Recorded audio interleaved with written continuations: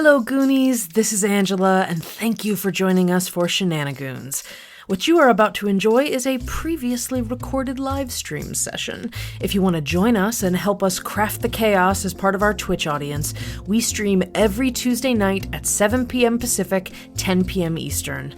Find us at nerdsmith.org or on twitch.tv/wearenerdsmith. Full disclosure, we had a few technical gremlins in this episode. We were still figuring out our live format. Thank you for your patience, and I promise we do get better at this live stream thing. So without further ado, please enjoy the madness. Wait for it. Hello, everyone, and welcome to Shenanigoons, a very goofy sort of fantasy, medieval, industrial sort of game, which I don't really have a good intro for yet, and we'll work one out at some point. We have a lot of craziness going on right now, and this is just give you a little intro into what things are like here. I want to say thank you to my players for being here. We are all mad here. Kyle is running a little bit late. He will be here as soon as possible. And after that, what do I have to say? I don't remember what I was supposed to say next. Kyle will be here soon, and I want to thank the audience. I would like to thank you guys for being here. You guys are the lifeblood of what we do here. It was because of you that we did this. We originally just gonna let it go, but we had so many amazing fans that we just had to keep it going. But I had to change it up a little bit, and now you get all this amazingness going on around us that everyone else turned off, and I haven't yet. So it's just going to live there until we go to our little intro video. So if you aren't familiar with what we're doing here, we are playing a very silly, goofy game of Dungeons and Dragons. Although we try to be serious, we want to try to be serious at some point, and there'll be parts that are serious, I'm sure. So the problem is that we, us, and also you can interfere by creating chaos across the board. Interfere? Now, I mean, it is. We interfere with our game all the time. So you can get involved. You can affect the game directly. I don't know if anyone's ever going to beat Brindlehose from last week, but there are 4 ways that you can get involved. You can donate right over there to the bottom. That way. Yeah, that way. Bottom left, use the tip us down at the bottom. You can gift a reroll to a player. You can use the Wheel of Causality on a player or NPC. You can introduce an NPC, give me a name and a race, and maybe a little intro into how they are coming into the scene. Or you can give a character a time stop, and a time stop allows them to basically do some godlike thing outside of the time frame. Retrieve an item from a long distance away, do something strange. So there's a lot of cool things you can do there. Also, for every bit that you give to the players, every bit that you give to the stream is a copper in the players' pockets, which we still have not updated the little tracker up there to actually show an amount. So I apologize about that, but be sure that they will be getting that. As we go through that, we got 10 gold. Yeah. Yeah, but I need to reset it. And you guys have written that down already? No, because it's not each, okay. Is it?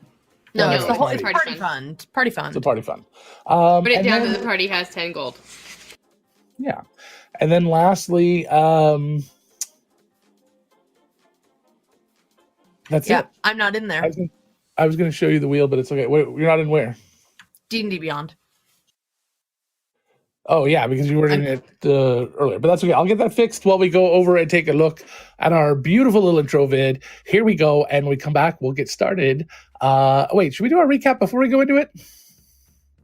Maybe. No, I was thinking we do the intro and then summarize what happened in the previous, because we could just roll right into what we're doing now. Let's try it that way tonight. Let's try it that way tonight and see how it goes. Okay. We'll be right back. Dun, dun, dun. Shenanigoons, an industrial fantasy D&D game where our viewers contribute to the chaos. Starring Angela McCain as Adelaide, human arcane archer. Michael Janelle as Arthur, human warlock. Tessa Bryce as Bonnie, half sea elf bard. Kyle Taylor as Merrick, halfling thief. Heather Asquith Janelle as Val, half-orc cleric, and Logan Bryce, our dungeon master. This episode of Shenanigoons was recorded in front of a live Twitch-streamed audience. Please be advised, giveaways, promotions, and show premieres mentioned in this episode may be a little out of date. Enjoy! So who would like to recap our last episode fairly quickly while I get rid of all the little goofy shit on my face? I can. I have the notes up in front of me. Perfect. Go for it. So prepared. Well, only because I'm going to take more tonight. So we started off at the Birchfield. Robin gave us a job.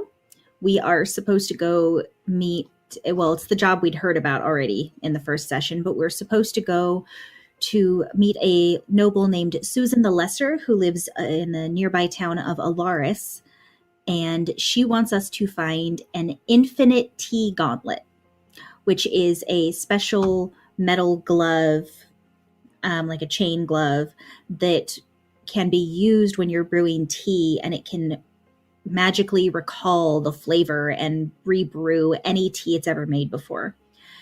And she's super bougie, so she wants this glove so that she can have special fancy tea. She also apparently wants the scones that the glove can make, which are the Infinite Tea scones. They come in 5 different colors, and they automatically can regenerate themselves. So if you have a piece of one, it'll keep recreating a new scone over and over again. We went to the Lost and Found and got a few magic items. We also found out about the magic poisoning that no one had told us about yet. Yeah. Adelaide. I heard quirks. Quirks were I heard quirks. Just, it's the only thing that I heard of it. Just some weirdness. I didn't hear disease. Right. Well, Robin vomited up a shield, and that's a hell of a quirk. Yeah. True. Yeah. Also, it teleported Ig from the Lost and Found into the bathroom, which actually turned out to be a good thing for him. We got our various magic items. Merrick got poisonous toothpicks. Val got a paisley pouch that can turn things colors. Bonnie got a torque, and I don't have in my notes what that does. It's like a tourniquet. It can stop bleeding. Gotcha. Okay, I will add that. That can. The tourniquet. Oh, Jesus. You're welcome. I don't want to put that in my notes, but I have to. That is definitely its name now. Official and canon. Ugh. It will auto-stabilize or act as a splint. Logan, we have a whispered question from chat when you have a moment. Sorry, go ahead. Nope, that's fine. Arthur got a fortune teller, which is apparently named Cooters. And Adelaide got a fountain pen that sprays things. So it sucks up to a gallon of liquid and then can spray people with them. The note to try acid as soon as possible. We went and saw Merrick's mom, which made Arthur very happy. Met her and found out a little more information from her about Susan the Lesser. Basically, she's very full of herself, which was not a surprise to anyone. Very narcissistic and always out for herself. So basically, we were told to watch our backs dealing with her, which is good information. We also found out that Merrick's nicknames from growing up include things such as Mary Moo, Marzipan, Marbear, and occasionally Pookie, which he was less than excited about. Then we got on a train, which all of us had concerns about after the last time. And with good reason, because on this train, we ended up meeting a very salty unicorn named Brindlehooves that was upset he couldn't fit into the train through the doors. And we helped him get on, and then Merrick gave him some fake candy, which made him teleport off the train that was moving. So we don't know if Brindlehooves is alive? Question mark? No, you don't. You have no clue. You don't know.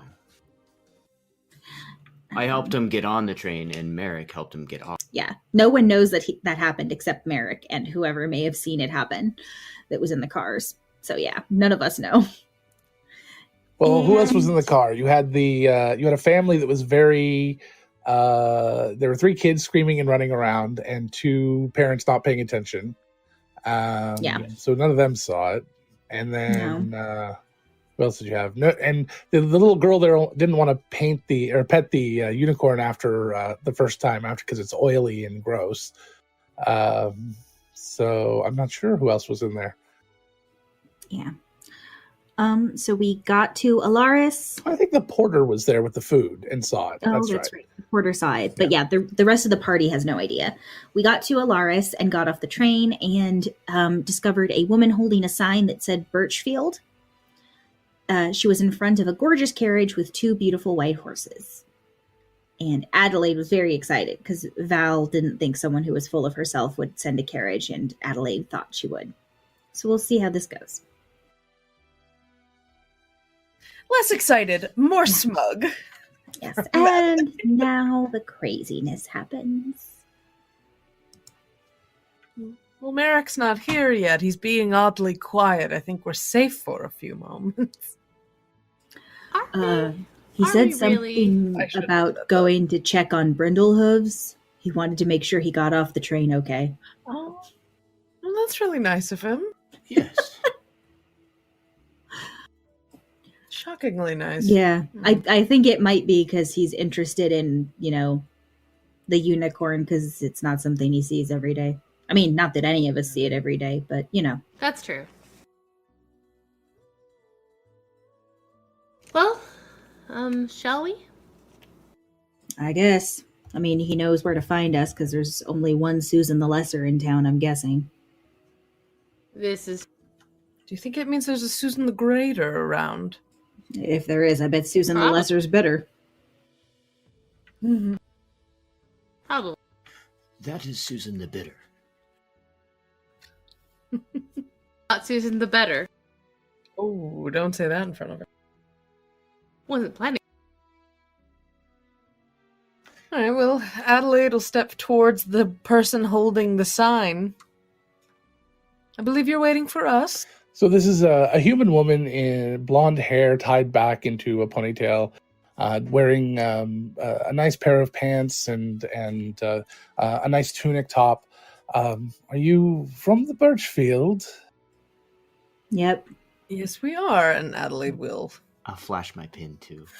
Okay. My pin doesn't need to be flashed. She just wears it proudly. Weren't there supposed to be 5 of? He had an errand to run. He'll catch up. It occurs to me that I feel terrible about being like, peace, bye, Felicia. All right. Well, that's fine.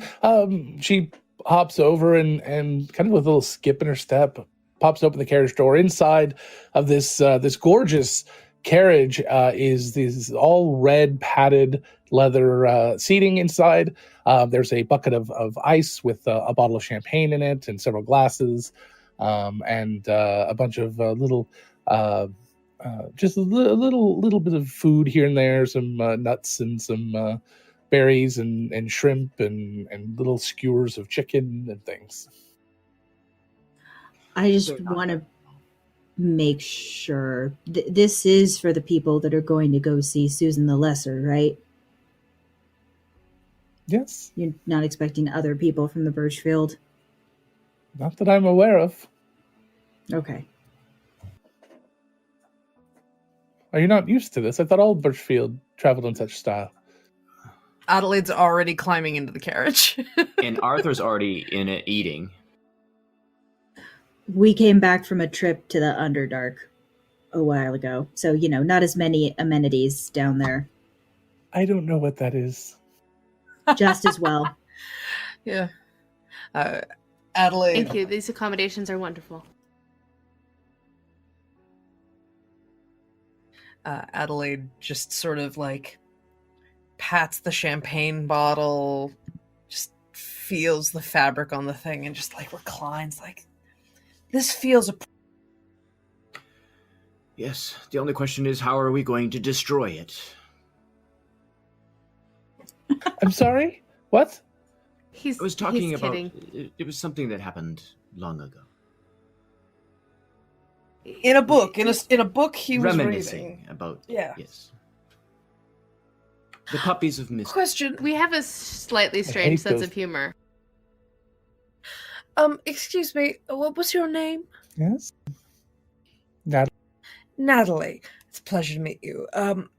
Where are we going exactly? We should probably leave a note for our companion to join us, rather than have him. The palace. All right, good to know.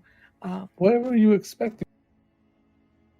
I'm not familiar with the town, and I was not sure of the accommodations that your mistress, I assume, resides. My mistress's father. Ah. We should leave a note for Merrick, is what I'm Put saying. it over there on the job board. Oh, I got it. Merrick! I got this. Bonnie casts sending to Merrick and just gives him a little, hey, we're going to the palace. Catch you later. We're leaving your ass. See you soon. You should totally invite Brindlehooves with Invite you. him along. Totes. He might give you a ride. Like, oh my god, can you ride Brindlehooves to... Awesome.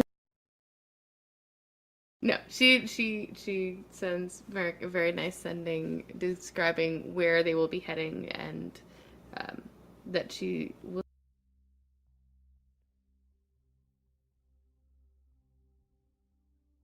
Well, then that solves that. I have no qualms about forging on ahead. Okay. Sounds good.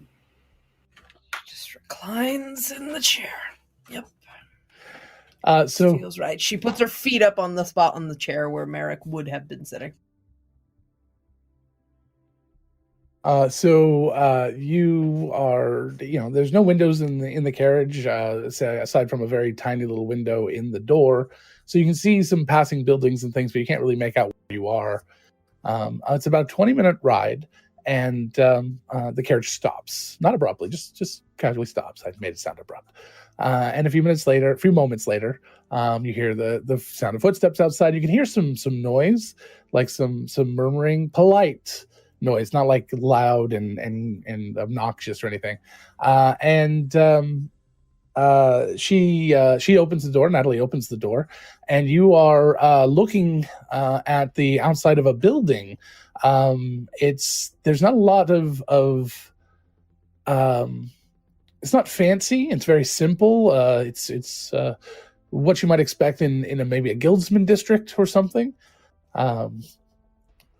Not a lot going on with it. You can hear some murmuring around maybe a corner or around the carriage on the other side as you start to come out. As you come out and step onto the street, you see that there is this sort of queue. There's a line of people on one side of the building, kind of just lining the side of the building, about 20 or 30 people, all dressed very, very fancy and kind of outlandish clothing, a little bit more over the top than even you're used to, just adornments and strange add-ons to these dresses and suits that are just well beyond what could be considered functional. And there's a little rope that kind of keeps them cordoned off from the street, and you see there's a lot of people kind of around on the street there. And there's a pair of double doors with a couple of guards at it, leading into the building. Does it look like a palace? No, it looks like a warehouse.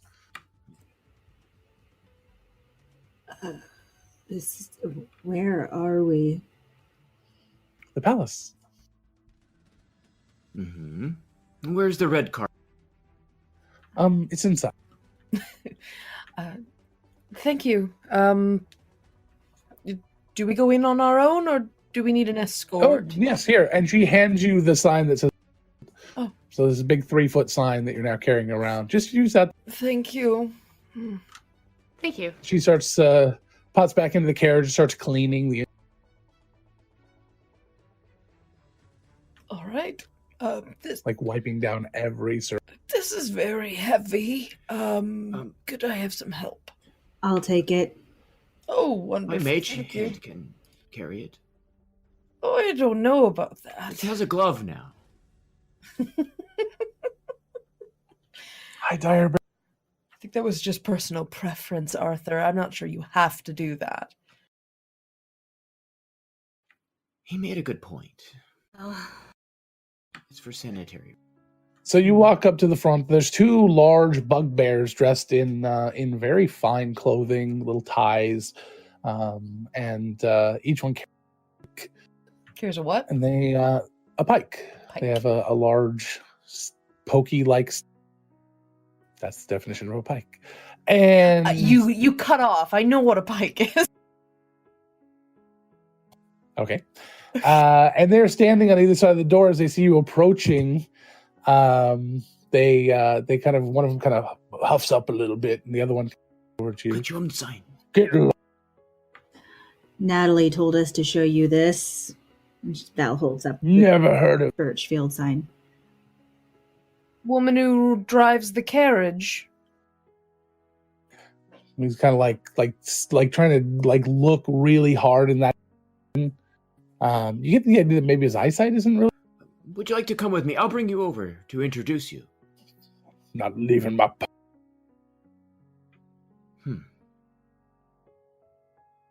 Well, Well, we promise considering- we'll stay here. Oh, yeah. Considering Susan the Lesser did ask for us personally, I hardly think that she would be ingratiated to someone who keeping us from her when she sent us for us from so far away. I don't answer to Susan. Lesser or greater. Do you answer to Susan's father then? Nope. Then who do you answer to? The boss. And that is? Boss. Can we speak with boss? Nope. And why not? Nobody speaks with boss. But you do. I'm not nobody. I can see that.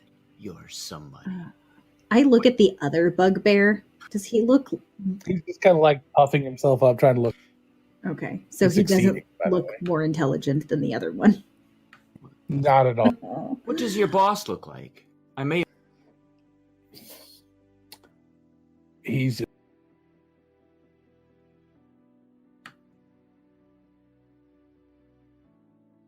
He's got pink hair today. Oh, well, yeah. He's wearing a sequin. Cool. And I'm gonna use my arm. Is he about this? I'll like go up like this. How tall? How tall is like- Arthur? No. He's Yeah, you have to go way down. It's about 2. down to like 2, 3. That's right about right.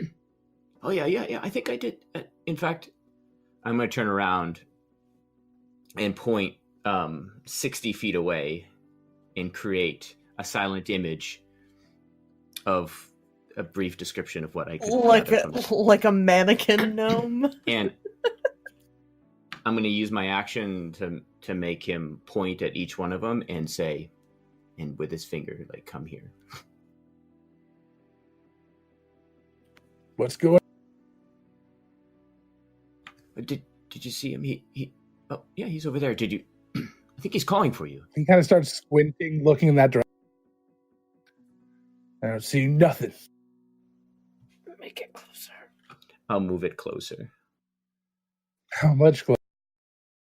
I'm How gonna bad's make his it- eyesight? I'm going to make it walk until it's closer. It's now 50 feet.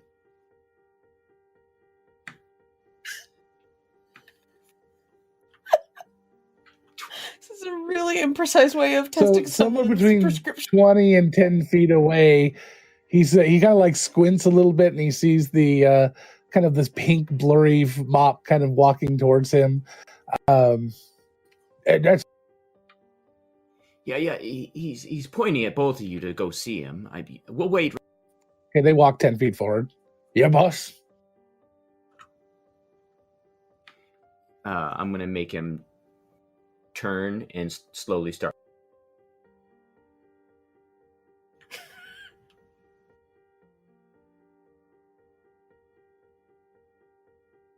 So the one stupider one that has not spoken keeps walking. The other one kind of stops and like looks at his post and looks back. Hey, take your time. Go. Hey, deal with hey, this. buddy. He turns to Arthur. Yeah. Hey, you watch this door for me? Oh well, yeah. I've got this. He hands you his pike. Oh sweet. All right, thank you. And he like heads off. Hey, boss, what do you want? And they start He's gonna following walk him off. his 60 as far as I can take it with the spell, and then, okay, guys. Okay. I start to go. Adelaide, just bewildered, follows Arthur. Same for Val. She's like, what the hell just happened? I'll lean the pike again. No reason to make them too mad. Yeah, let's go. Hold on, I'm adjusting Mike's volume. I'm too quiet. I don't know what you're talking about. Why would Hopefully you that'll be help. too quiet? Mike is never quiet. We're not doing it ASMR. All right. Sorry, everyone. ASMR D&D. I was whispering. That's what we should do next. We have ASMR final D&D? rights. ASMR We have the final rights all tiefling D&D, and so then we should have an all ASMR D&D. I love it. All ASMR.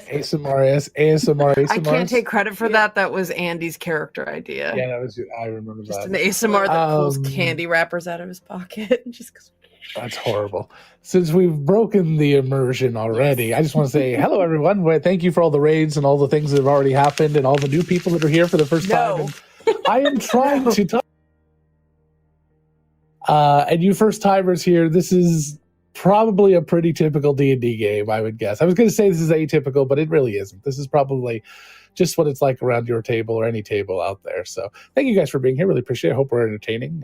It will get in the swing of things here, especially after we. Ooh, Matthew, I like that idea. A thruple of hot So do I. ASMR or ASMR, ASMR. I don't know how you're supposed to say it. Hot ass guys to- ASMRs. Yeah, Hot hot ass ass ASMRs to go with our Hot ASMRs. Teaching Tuesdays. Perfect. Yep. All right. So you guys open the door, and inside it looks. You get some a little bit more upbeat tavern music. It is, but it's also got kind of it's almost like remixed classical. You get this idea of kind of just a more exciting, kind of almost, well, I guess remixed classical is the best way I could put it. And there is a very distinct kind of bougie vibe in here. Everyone is dressed up extremely well, and anyone who's drinking is drinking wine, or some sort of fancy, maybe champagne type drink. There are waiters running around with trays with different foods and things. They all look like they are alchemical gastric nightmares. But they all, I mean, they just look very, very interesting. This is broken into 3 main rooms here. And the back one has the music in it, kind of filters forward really well. The middle one has the music, and the back one is the VIP section. And there's a bar and tons of people just kind of floating around here. Where do you want to go? What do you want to do? Is there a live band playing, or is it? There just is. like... Yes, it's a live 5-piece sort of not all string, but mostly string. How is their violinist? Are they They're good? okay. Are they okay? Can Bonnie make her way over there and Lindsay Sterling it up a bit? Trying to... Go ahead. Go give me a performance. All right, let's try this. We've lost Bonnie for the evening. Well, let's see. Yep. Yeah. I'm going to go ask at the bar if they know where this Susan the Lesser person is. 29. She sounds pretty good tonight. I have a plus 10 to my performance. I rolled a 19, so...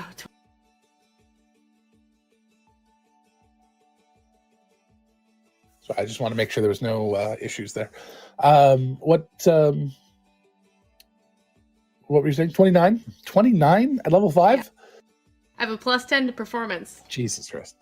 All right. Bonnie Sterling. Bonnie Sterling. Your new stage name. So you go over and you play the pants off of pretty much everybody there, and you've never even heard the song before. But they're all very impressed. They seem to go along with it very well, and they kind of start playing towards your lead a little bit. And we'll even go into some different music if you want. They'll pretty much go wherever you want them at this point. Do you want to lead them into something new, or do you want to try to stick within that wheelhouse? I want to stick within the wheelhouse because I don't want to be too, like, y'all should pay attention to me, but she just wants to jazz it up just a little bit. Try to make a bit of an impression.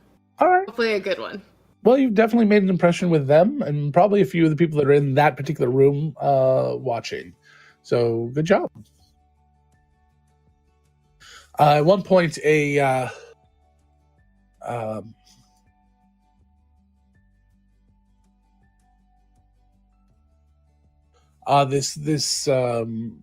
kind of short gnome, a fairly tall gnome walks up in the front row. He's dressed incredibly beautiful tunic, along with these very nice pants and what look like kind of very unique boots. They've got like these weird lines kind of going across them. They kind of glow slightly, and he's wearing some big round glasses.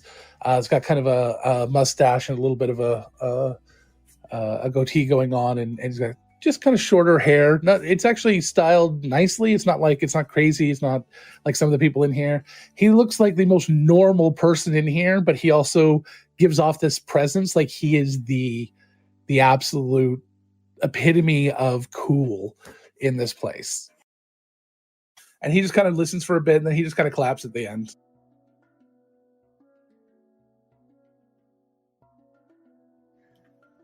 Go ahead. I was gonna say after a song or two, Bonnie will take her, thank the other musicians for letting her play along and kind of take her leave to make her way back through the crowd. He'll actually intercept you as you're coming back. You're very good. Oh, thank you. Where? Ashnar's tooth. He kind of like thinks for a minute.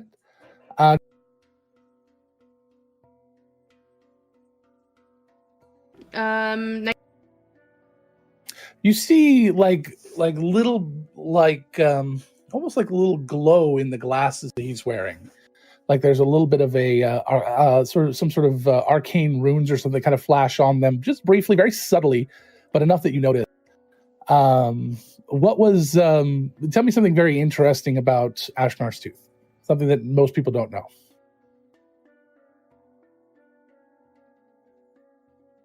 Ashnar grows a very specific type of tree, which is used for a lot of their wood, and a lot of people don't know that most of the boats on the island are created from this super buoyant, it's almost cork-like, but much stronger. Which helps the boats really So what is that tree called? It is called Ballast Oak. Ballast Oak. So he kind of rattles off a little bit of information about the island. He says, "Oh, this is off the coast of," and he'll give you some of the basic information. He says, "You grow the ballast tree, right? The ballast oak there." Yes, yes. No, yes, I'm interested in getting my hands on some.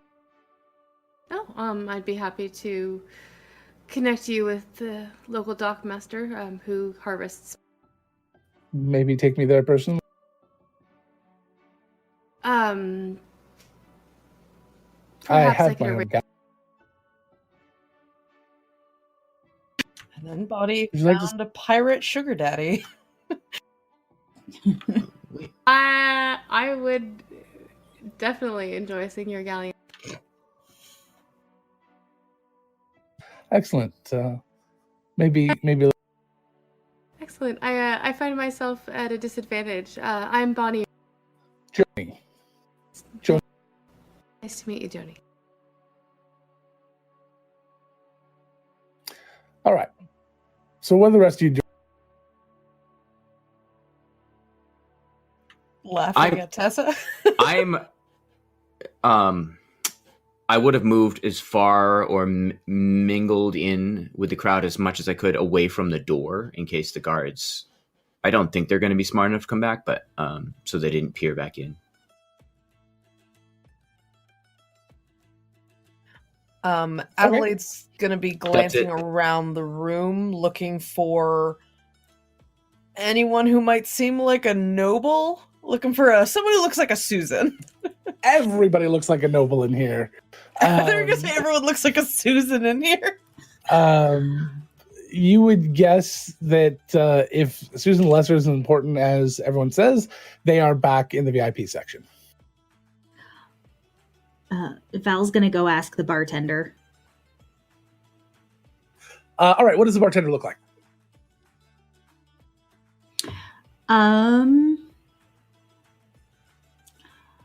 Okay. Let's go with a half orc. Well, no, because I'm a half orc. Let's go with a dwarf, but he's up above the bar, so he must have some sort of like bench walkway behind it. Okay, what is he? Sorry, Dwarf. Okay.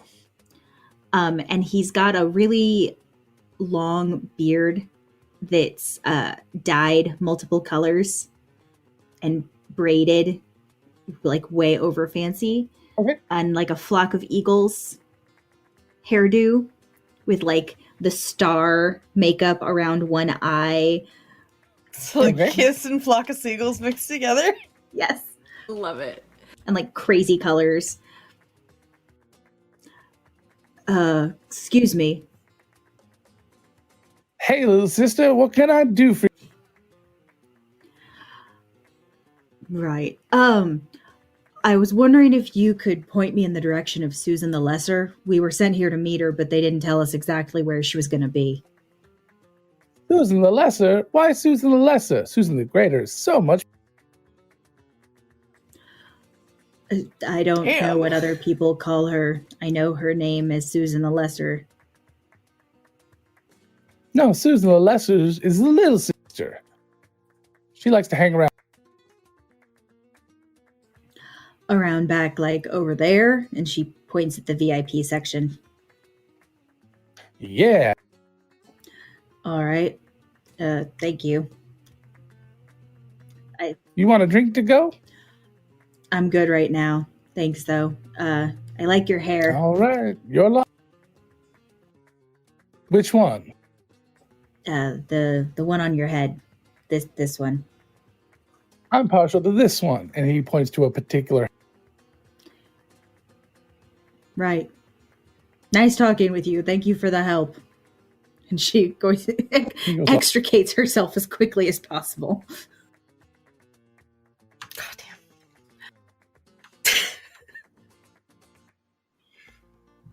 Any Adelaide news, was- Val? Sorry, Uh, Adelaide. Go ahead. It's okay.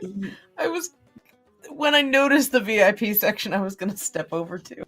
To the bar, dinner? But if we went to the VIP Oh, okay, sure. section. So as you head over to the VIP section, there are two.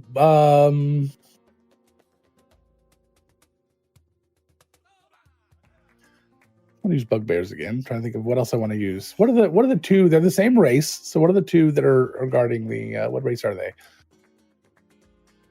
kind of bouncing at the VIP. Goliaths. Something interesting. Okay, Goliath is good. So there's 2 Goliaths there. They have mirrored tattoos. Oh, that's a good idea. Only half of their face each. Like they can only afford 1 face tattoo, but they each got half. They're natural. They're twins. They just were born like yes, that. they It's where the zygote split. 1 male, 1 female. So first, that has to rhyme. Oh, it has to rhyme. Millie and Vanilla. God damn it. Better than Hans and Franz. Was when I was coming up. Million Vanilla.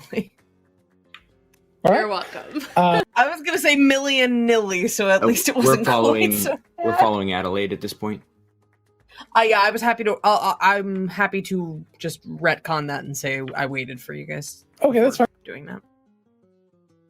Even Bonnie, I would have said you could have had some time. Bonnie was there Waiting for, a bit, for so. Val to get back from doing her Val and fact-finding. Arthur probably. So Arthur, you this whole time you keep like kind of like maybe just ducking your head and looking. You don't see those guards from out front come in at all. So you looks like you're in the.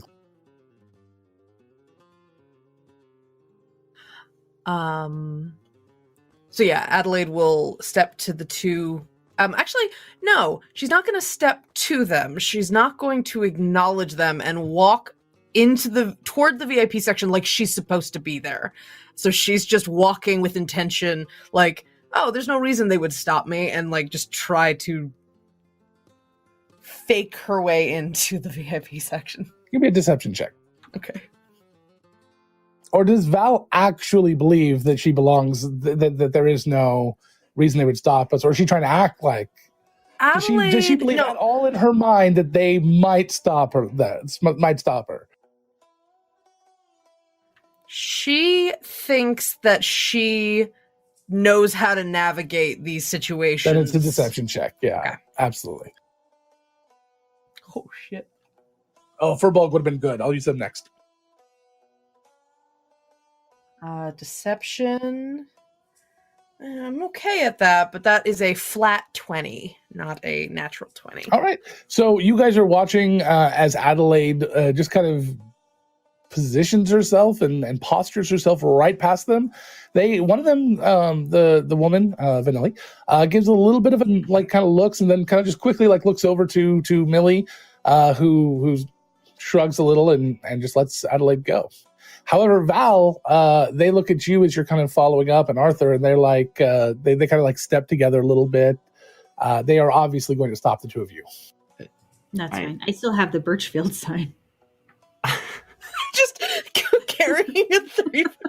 I like the idea that she just put it against the bar as she talked to that guy, or better yet, just held on to it the whole time. What is it with you and being a sign spinner everywhere, Val? Heather? I don't know. It's unintentional. Yeah, sorry. We're looking for Susan the Lesser. If you don't mind getting her attention. We were sent from the Birchfield. She holds up the sign. Natalie brought us here and said we should use this to get in. I don't know. Seems a little convoluted, but it's what happened. What's your name? My name's Val. On the list? And he pulls up a little clipboard and he's like flipping through names. Actually, a big scroll he unrolls and he's looking through names. You're not on the list. You're gonna have to go. All right. Is anyone from the Birchfield on the list? Oh, God. Did they put it under my full name? Valeria Redfang Clark. No, there's no V's on the list anymore. They're all checked in. Gotcha. Okay. Look, I don't... Do you think that we're prejudiced against V? No. We I don't talk honestly about don't. V names since the incident. I happen to like the V a lot. I honestly don't care. Millie says we have. Look, here's the short version. We were hired from the Birchfield to come here and help Susan the Lesser. Who's the Birch? The Birchfield Institute in Ashport.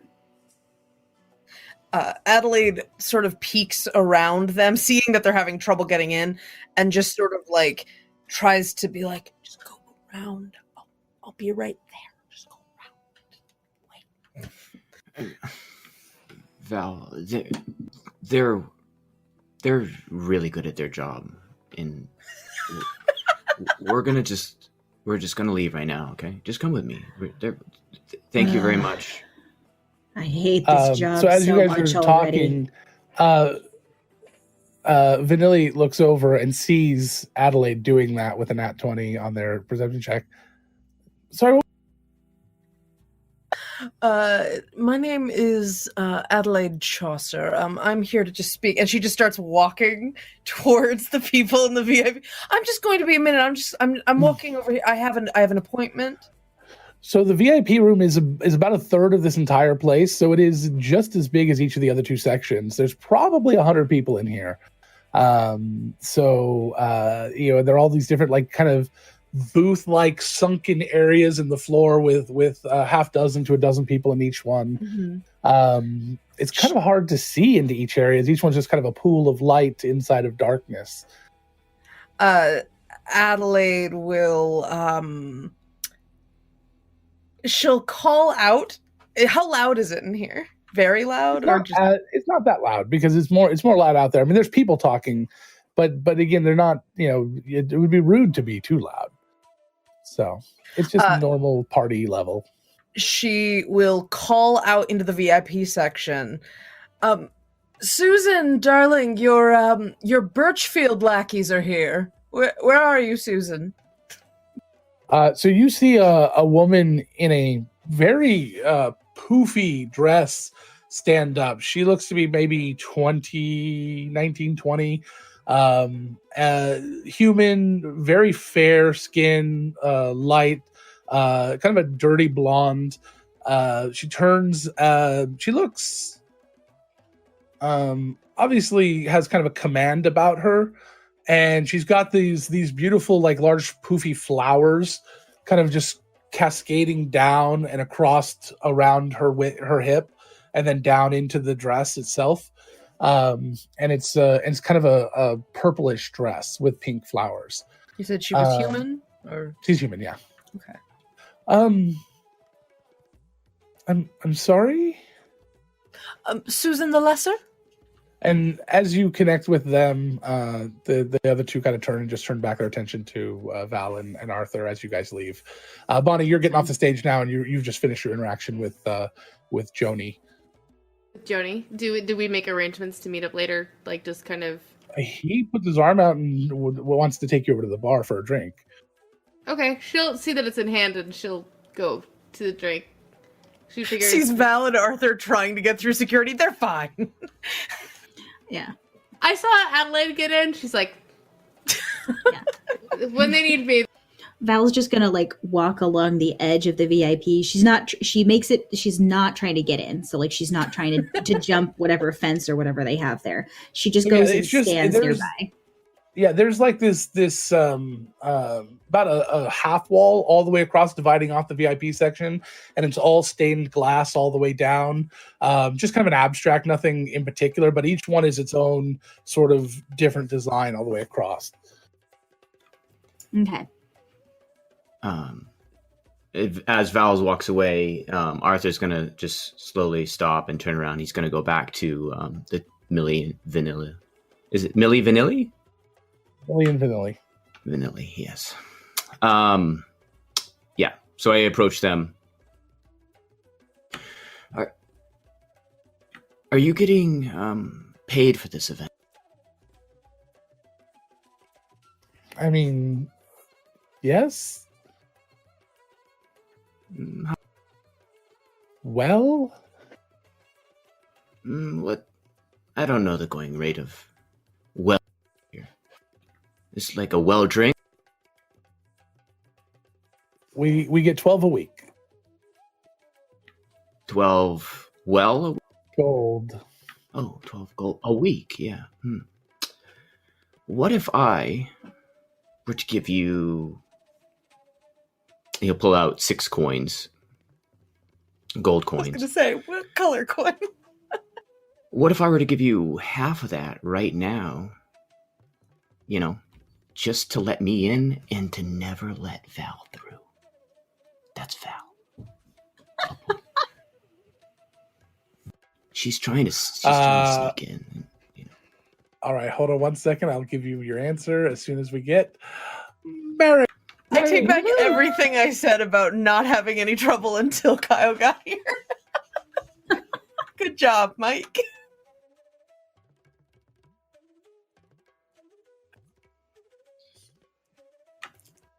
Kyle, are you? I don't know if he's listening. Yay! And then and you're gonna need to drop and come back, and that should put everyone where they belong. And I just need to fix the overlay. Woo. Kyle, Lord Emperor or Imperial? Lord Imperator. I don't ask anymore. Imperator of advertisement. Wow. I'm here for this. Merrick had like a hangover moment. I don't think Kyle's supposed to be fourth, guys. No. Nope, that's the wrong order. I think. Let's do it again. I need to drop, maybe. What? Okay, hold on. What's the order? The order is Mike, Heather, me, Kyle, and Angela. Kyle is under Bonnie right now, so no. Oh wait, You moved things around. we have a different layout for it. There we go. Hey. I forgot to switch to the right layout. That was There my we problem. go. There we All right, there we go. Hey. go. Merrick, so here's what I propose. We piece together what happened to Merrick when we started the session. Because you look like you had a time. You killed a man, and then you got off the train and were by yourself and had to... Merrick has been trying to kill several men and women and people. But he successfully killed a unicorn. There you go. That's what drove him mad. Killed a man about a horse. So, horse Merrick, about a man. while you were at the train, you got distracted by something, made some excuse about going off to take a look at Brindlehost, make sure he got off the train all right, which you already know he did, but all right. Of course. And then after that, you got a sending from Bonnie saying that they are going to the palace and that you should meet them there. So what was Merrick actually doing? What was he distracted by enough to miss the carriage ride to the palace? There was an advertisement for free trout juggling, and it sounded intriguing. So I decided to go check it out. And it was exactly what it sounded like. There was no euphemism, like Merrick thought. Merrick referring to himself in the third person because he got hit in the face with a trout several times. So if you see an advertisement for free trout juggling, just know that there's something fishy going on. Oh. Welcome back, sir. I'm so delighted. I'm so delighted right now. So, something fishy.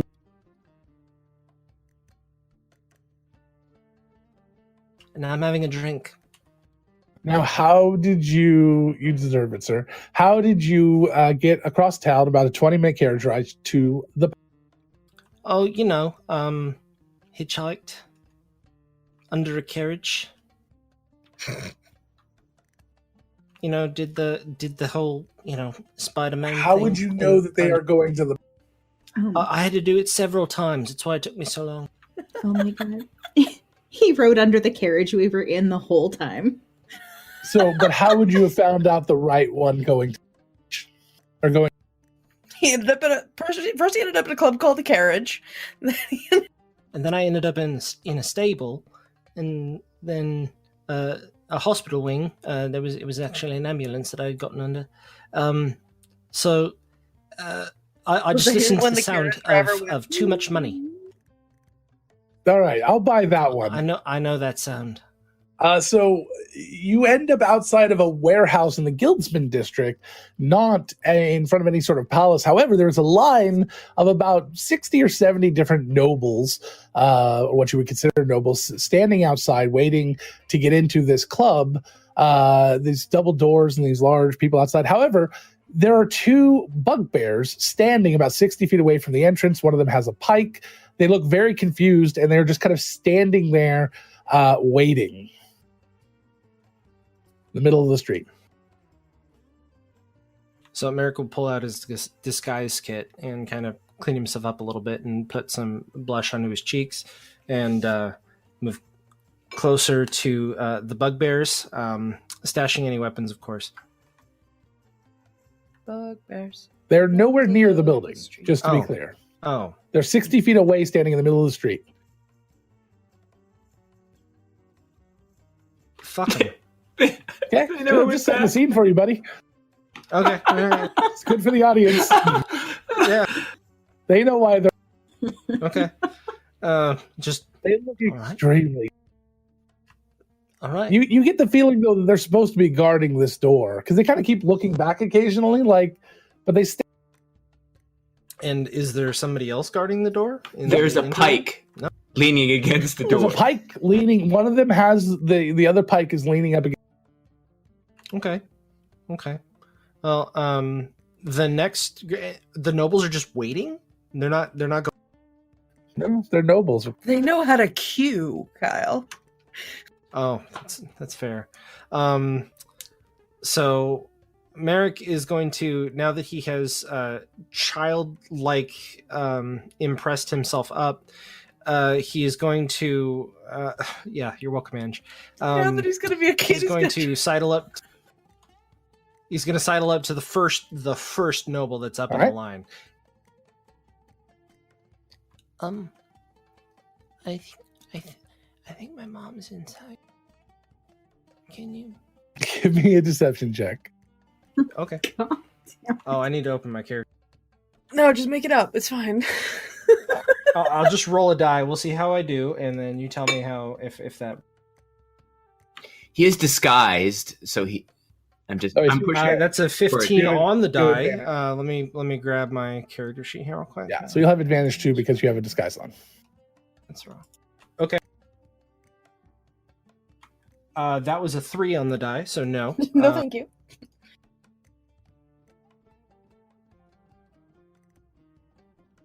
All right, and that's a 15 plus loading. Thank you, DDBO.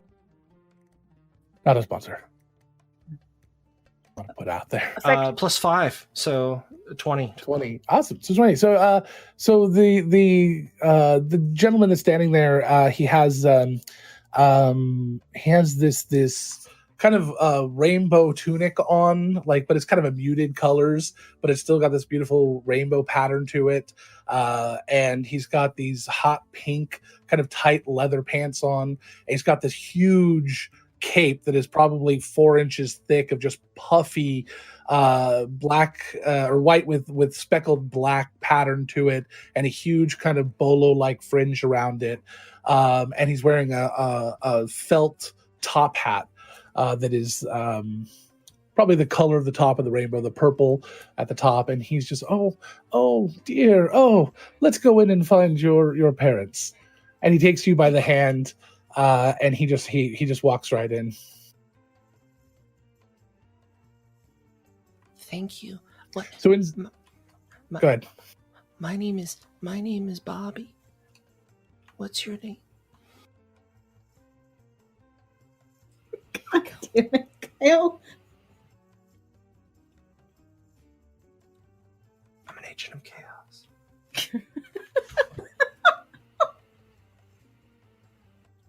I'm Reinhardt. Someone donate a wheel of causality on Merrick right now, please. So he Reinhardt.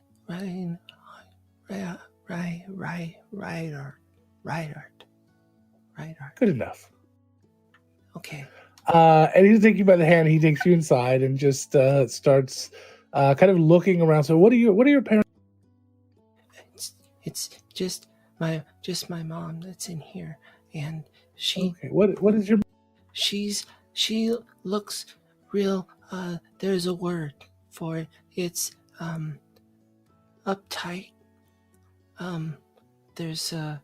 She's She's got black hair, and she's kind of tall, and she always has books on her. Is she much of a drinker? Would we find her at the bar? She used to be. Then she took an arrow to the knee.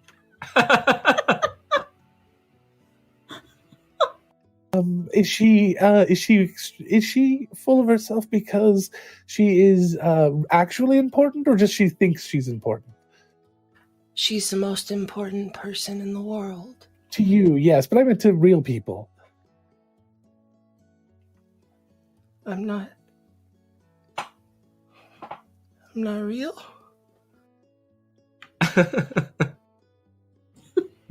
Do you think she's in the VIP section?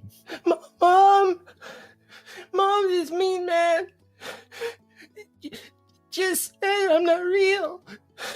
Like, Mom.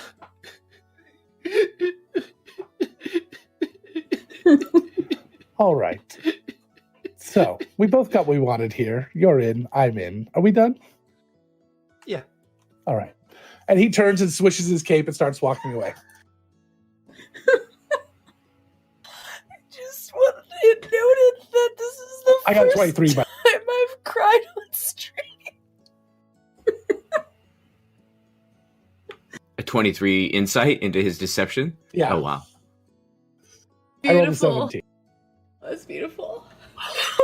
No, that's I'm gonna murder you.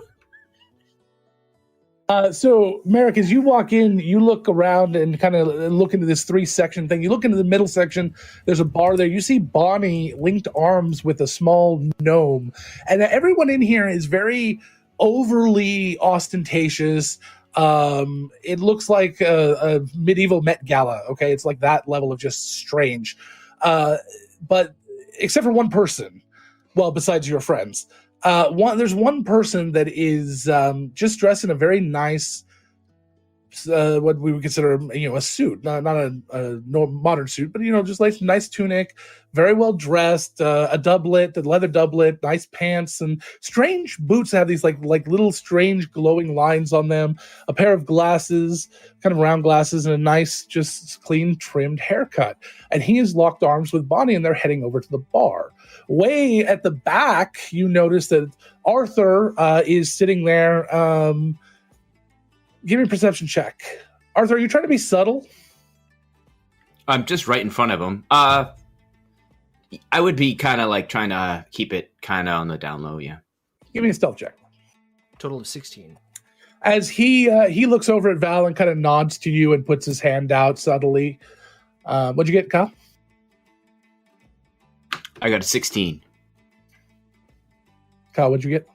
16.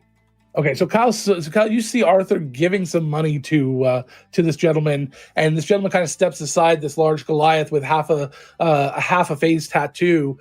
He steps aside as Arthur walks back into what's obviously a VIP section, and the Goliath takes about half the money and slides it to another Goliath, a woman next to him who has the opposite half tattooed, the same tattoo, just mirrored, and they just kind of go back to their post. Posted outside the VIP. Right outside the VIP room. Now, the VIP room is just as wide as the rest of the building, and it's only got a small half wall. Well, it's about your height, but a half wall across the entire thing. But that's all that you see. You see Val kind of standing on the outside of that half wall, and you see Bonnie over there. You see Arthur walking in. What do you do? I go up to the bar. Okay. And clamber up onto the bar stool. And as soon as I catch the bartender's attention... So this dwarf who's up on this like little railing, obviously so he can stand up a little taller behind the counter, comes over, and he's got this a long rainbow colored hair. Is that what I remember correctly? And what else was it unique about him, Val? Flock of eagles. Flock of eagles. Flock of seagulls. Flock of seagulls meets star These are Kiss. eagles. No, flock of eagles. Yeah. So it's a flock of seagulls meets Kiss. Kind of demeanor and look to him as he comes over, very kind of swishing and swaying. What do you? I came in with Monsignor Reinhardt, and he I love that guy. he was rather kind. He was hoping that he would get the largest gin fizz that you can possibly whip up. I'll of course cover the cost. Alrighty. And he goes back and he just starts making this large stein mug full of gin fizz. Oh, could you make that 2 more for your Goliath compatriots over there by the VIP? They're working. They can't drink. They can't or they shouldn't? He kind of looks like down at the table and just kind of waits for a second. Slides more money across the... He starts making... Perfect. And now, Merrick waits. Okay. So, Val, during all of this, you see the woman there and she looks at you. Adelaide?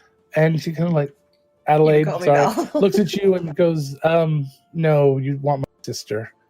And she points to like the very back corner, kind of dark. You hear some kind of cackling back there with a large group of young men, all kind of surrounding this one young woman there. She looks like she's maybe 13, 14. And she has a very similar dress, but it's the opposite. And it is hot pink with the purple flowers. Adelaide will march towards the cackling. Okay. Lady Susan.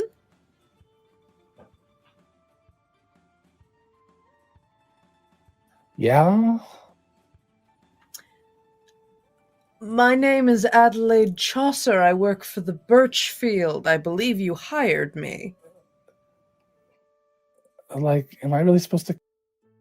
Do you want the tea gauntlet? Kind of busy right now. Oh, you're those people. Yeah. I guess. All right. You're a little late. I expect you like hours. Sorry, I'm not really sure what I do now. I'm kind of busy. You see, I've got like all these people around me, although they're kind of boring now, so go away. And she kind of steps.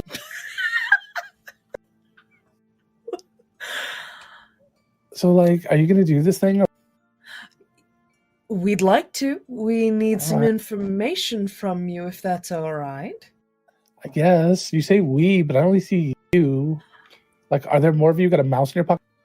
Arthur would have made his way over to Adelaide. Oh, look, it's the mouse.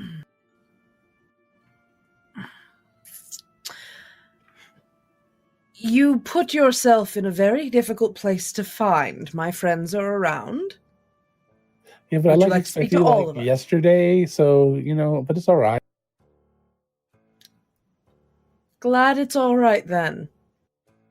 So, like, my daddy says that you guys are going to do this, so I guess you're going to do. That's the plan. Well, that's good to know, because, like, I really need this thing, because, like, it's going to complete a collection that is, like,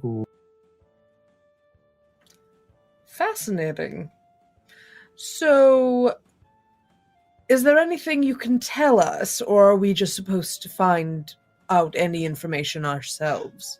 I thought you were the experts in this. Like, I don't even know what to tell Very you. What do you want to know? True. If you know of anyone who was previously in possession of it, or where you heard about Like, it. it's been lost for, like, years or something. Like, we Mhm. learned about it in history class. It was really...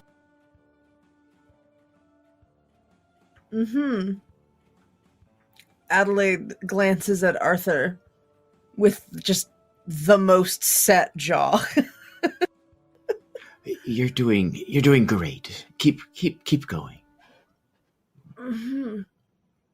Can't wait to see how it ends. Well, Lady Susan, we will do our best. Who's the lesser, please? Very well. I wasn't sure. I have a title. Of course, Susan the Lesser. Is there any reason for us to speak to your father about this particular mission, or are we just supposed to be... I mean, if you know where he is, I guess you can. I mean, I guess, I don't know. I don't really... Well, you want the gauntlet retrieved, Yeah, So isn't that what we're talking about? Like, why did it take you so long to get to that conclusion? it would behoove you to help. I don't even know what that means. That was kind of a big word. You know that I'm like 14. Well, you seem like a very mature 14. I know I'm like the most mature in my class. Mm-hmm. Really.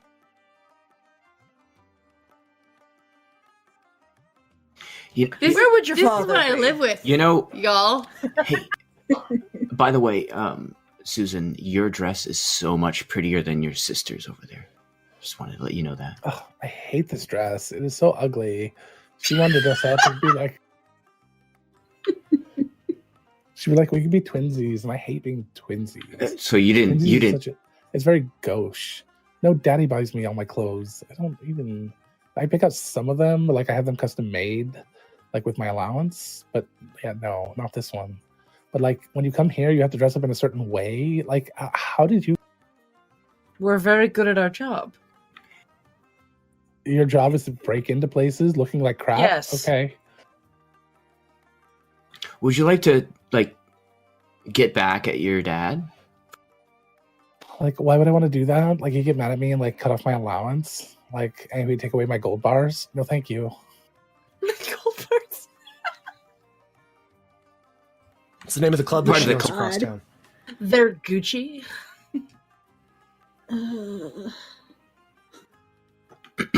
I mean, if I were you, if I were 14 again, I would just bring this entire party back to that.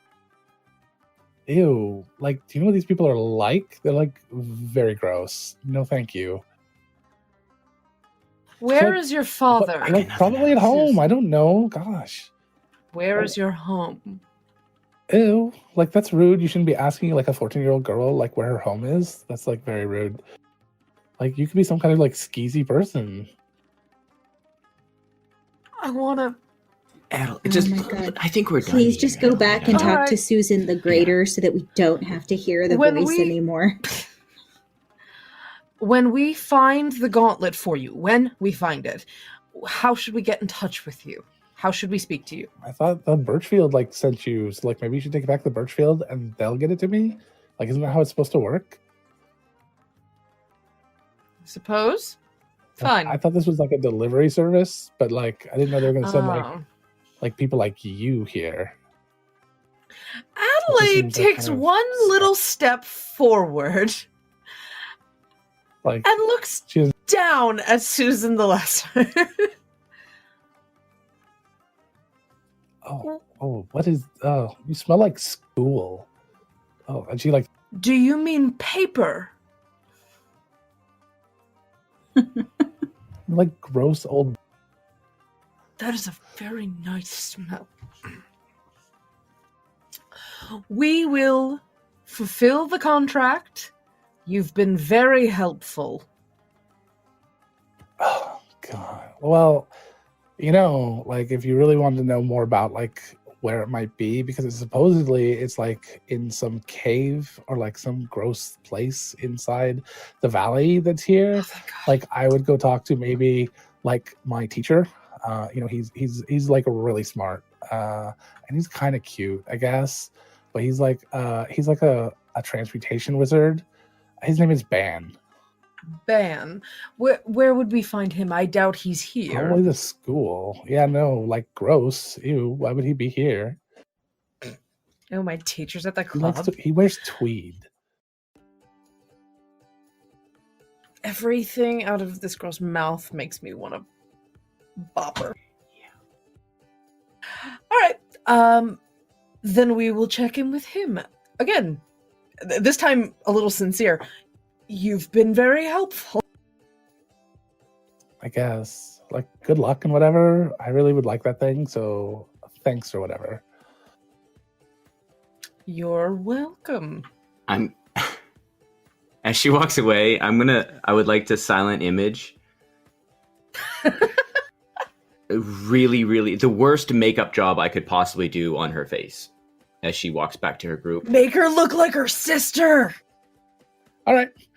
So you silent image. She's not going to see it. And the idea that any of the gentlemen around her are going to say anything is probably very low. Trying to. Sometimes they're just for I was Arthur. going to say, but does not mean that they have not noticed. You've seen some looks kind of in the periphery, like what just happened? Thank you, Kyle, for the help. Which Kyle? Okay. Knowing For her, she helping me probably with turned the- it into some like Oh, right, yeah. new yeah. fad. Kyle's been helping me. Adel, Like, while we're playing a game, we totally just like run around and like kill some boars and then like skin them and then throw their flesh into a barbecue. It was like the worst. Adelaide, just sort of in a bit of a rage daze, walks towards the exit of the VIP section. Okay. What have Val and Bonnie and Merrick been?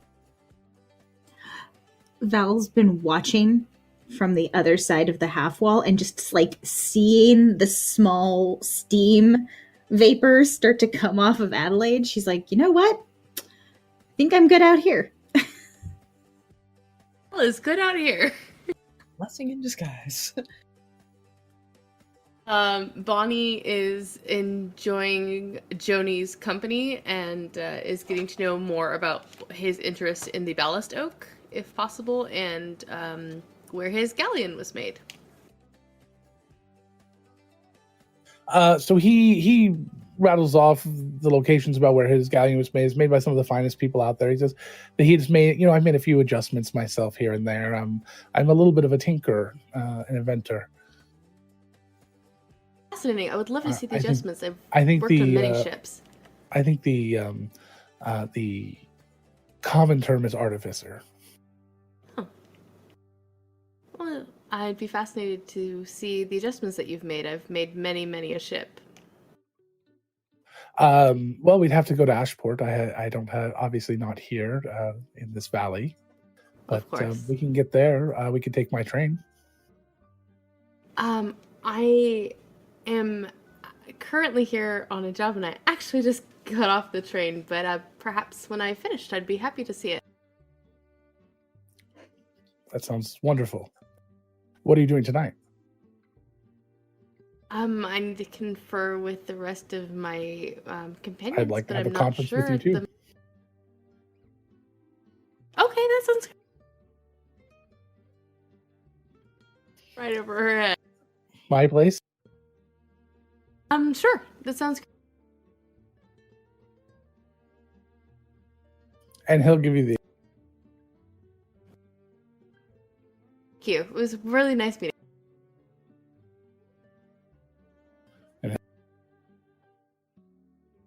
Merrick, what... Are there any little drink umbrellas? Sure. Cool. So he is kind of playing with a few of the drink umbrellas, like just kind of moved a glass over in front of him. And he's going to be removing the tops of the umbrellas from 5 of them. And will just put them into his pouch. Oh, no.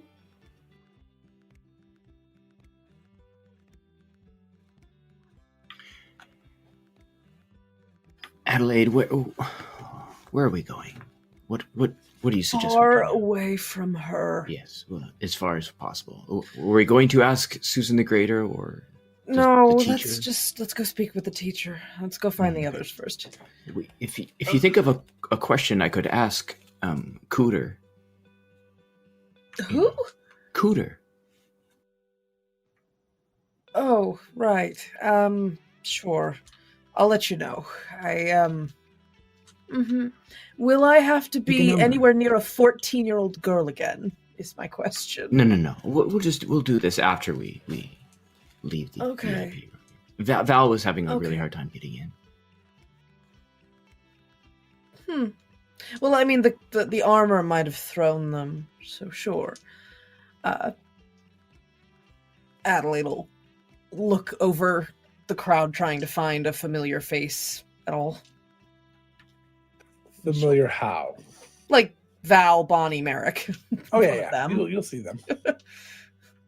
Yeah, you see them, no problem. Adelaide saw Val waving and will head towards Val. Wait, so I see Merrick? Yeah. Good, he made it. Yeah. He's dressed up like a little... Of course he is. Well, at least he found his way over. I have good or whatever you're ready. Oh, you have one too. Sweet. We should all get them. I don't know how to make Merrick! Mama.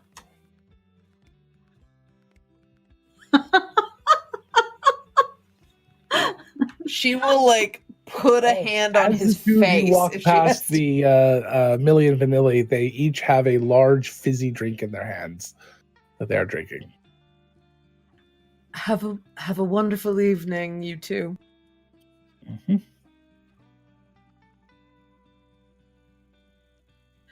And I guess we'll side up to Val, and if Merrick comes near me with a mama hug. No, he'll stop that, like, right as they approach, and then just... I have already had to deal with one child this evening. I do not have to deal with Can I another. at least hold your hand?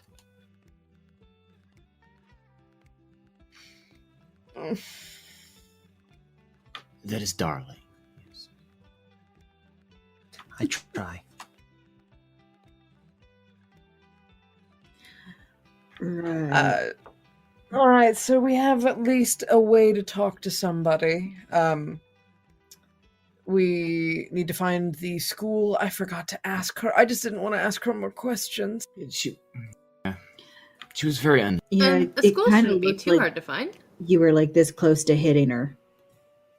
Aren't you proud of me? We could Probably. I wasn't there for the conversation. we could go talk to the man who let me into the club. He might be. We might be able to tap him for some information, especially because I bought him a drink. Sure. All right. So we'll look for the giant purple felt, the giant felt top hat. Looking Okay. for a Muppet. Basically. Dr. Teeth. So you find Reinhardt. He's over dancing. The bartender.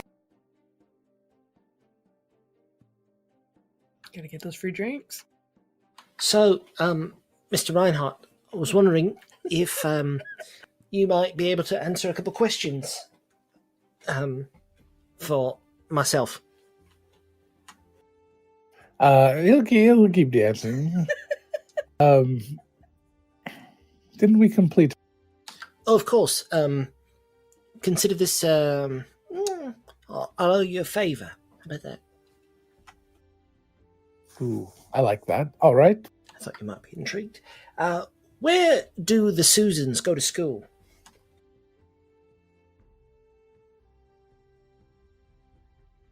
At the university here. Oh, do they have any particular things of study? I am not exactly sure about the greater. I think she's all done with school. She's on to business. The lesser, I believe, is studying Transmutation. Now that's interesting. All right. Well, thank you very much. Enjoy the remainder of your evening, sir. That is a fine chapeau. Thank you. All right. Hey, Merrick, did you mention the tweed? Well, would I? We got his name, Arthur. We should be okay. Oh. Was it Ban or Ban. Bran? Ban. I honestly stopped listening to her as soon as she started Oh, talking. I can still hear it in my brain. All right, well, we go to the university, we speak to Ban, and maybe get a little bit more detail about this lost gauntlet. Great. That sounds and good. I I may have made a good connection as well. I've got a conference with him at 10. He's got like these little glasses that kind of like, it seems like he's got a database or something that he can just recall information. So I think I might be able to get some information out of him. A conference That's at good. 10? Yeah, an odd time to have a conference, but he seemed to know a lot about ships and stuff. So when I was talking about, he even knew where Ashner's tooth was. I was able to watch his little glasses kind of like glow with information. So maybe he knows some That stuff is- about the gauntlet. Bonnie, Well, I want to know about this glass. is this a Yeah, it was really conference with like just the two of you? Well, he didn't say I couldn't bring you guys. Wait, so You totally should bring us. you spoke to a man Mm-hmm. who knew a lot about you, and you agreed to go to a conference at 10 with him. At his house. She didn't suppose. Oh, that's Surprised he didn't offer to like whisk you away on his yacht. He did ask me to come and see his galleon. His Oh, what? yeah. Okay. He thinks His a lot galleon, of it's himself. a giant, it's a doesn't big. he? I know what a galleon is. Oh, sorry. Bonnie, It holds like at least 4 quarts.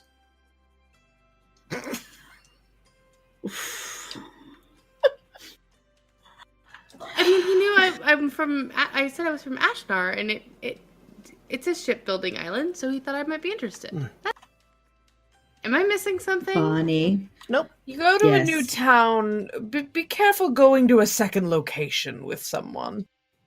That you don't Just- know by yourself. He didn't buy you a drink, did he? He did. Mm-hmm. Business transaction, right? Bonnie, does it look like anyone here is doing business? We just did business. You did business with Susan the Lesser. Not We without, just had a transaction with Ryan. not without great tribulation. What am I missing? He was wants to- pretty... You got hit on. Yeah. We all You got started hit talking on. once. We didn't put a finger on. No. But Oh. he wants to put more in you. How do I understand this and not her?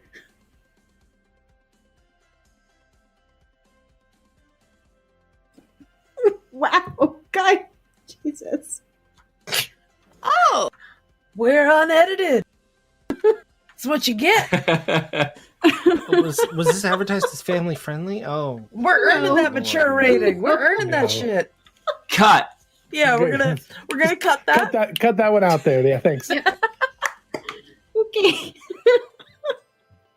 Bonnie just looks at Merrick and turns bright red.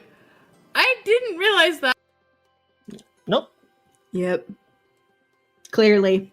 We should all go to this business meeting. We should all meet this fellow. Let's go to the university first, and then we'll Yeah, sort this let's- out. Yeah, university, 10 o'clock at night. Right. It's not that late now. Oh, what time of day is I it?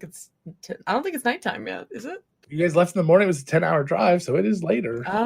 It's an early evening. All right. Well, Well, we we might be might- able to find somebody at the university. Even if he's not there, we might be able to leave him like a letter. Wait, where are we supposed to stay tonight? We need to find a tavern. But if we could leave him a letter or something saying where he could find us. We should honestly, I don't he know. might I have didn't hear office the hours words, posted. but just like from watching the conversation, I don't think that girl was very helpful. Should we find her father? I feel like I feel like he just hired us. I'm not sure he has much to do with this. Is he at least more intelligent than her? Oh, I have no idea, but either he's more intelligent and there's something else wrong with him, or more of that, and I don't really relish either. I agree with Merrick. I think there might be something to be said about office hours. Might as well, Well, go at and least find out. reconnoiter. Yeah, reconnoiter. Exactly. Find out what we can find out, and we don't need any final decisions tomorrow since we're, here and on the case. As it Sure. were. We have Adelaide pulls out her pocket watch. We have plenty of time before Bonnie's date. Let's go. It's not a date. Oh, It's a date. So where are you guys headed? to the university. All right. So how are you guys getting there? It's across town. It's a larger building, one of the largest in town. They do a lot of different things there. Lots of schooling. Do they have any? If we ride under Go that ahead. carriage, we'll be able to make it in about 45 minutes. If we pay for a carriage, we'll be able to be in a carriage. We might need to time that out if we all are trying to fit under one. That's all. That's my only concern with that thought, Mary. Right. Sorry. Mm-hmm. I'm already out 6 gold for tonight, so. I'll As cover you the guys carriage. head outside to the front, you see the 2 bugbears still standing over in the middle of the street as a carriage pulls up out front. Not sure whose, but there's a carriage there. The driver kind of jumps up and gets down, sees you guys walking out. Is this for you? Yes. All right. And he pops open the door. 1 minute. Be right back. I'm going to take the pike and run it over to the guy that's missing his pike and hand it to him and say, "You got this." And then run back. Okay. He takes his pike and kind of just looks at it. How long do you reckon we should? The other guy just shrugs. Those poor boys. Okay. Adelaide will ask the carriage driver to take them to the university. Seems like a strange place. Thought I was taking you home. Sure. Sorry, I'm a guest. Where is home? I need to speak with my people to arrange for my valise. I don't know. You would need to tell me. Oh, I thought that you worked for. You're one of those. It was just a change of plans. Sorry. University, please. And probably 20 minutes later or so, you guys are dropped off at the university. All right. Thank you. Adelaide will pay and give a tip. He's not asking for pay, but he'll. Sure. Seems like it's a paid carriage for someone. Give him this damn, like, do I break the economy if I just give him a gold?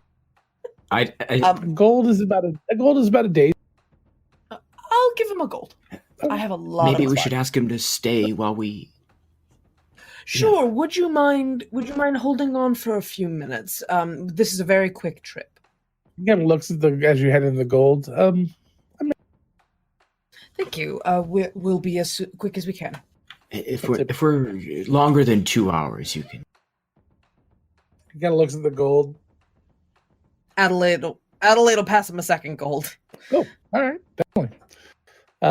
He'll just kind of start grooming the horse. Can I insight his reticence just to see like if he's like gaming us as far as the value? 2 gold is 2 days worth of wages. A couple hours is he has no problems with that. He doesn't seem like he's being worried about it. He pulls out the gear without even really looking at you guys a second time and starts to groom the horses. So he's obviously not seeming like he's. Adelaide just sort of sighs as they walk away. Oh, it feels so nice to be able to pay people off again. Oh, all right. So to the transmutation department, I guess? Yeah, sounds like it. Hopefully there's good signage, unlike the Birchfield. Which there is fairly good signage here. You guys start to find your way around. It still takes a while because it's a big place. But you guys eventually find the office of the Dean of Transmutation, which is Professor Brewser.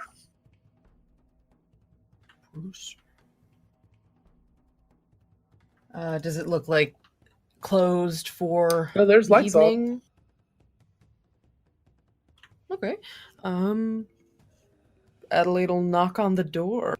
As you knock on the door through the glass and the little bit of the etching and the painting that's on the door for the name and things. You could see a gentleman kind of sitting at a desk, and he kind of turns, kind of a meek looking sort of human, kind of salt and pepper hair, wearing kind of a just simple wizarding clothes. He doesn't jump, but he just turns, and he kind of stands up and kind of just waves it.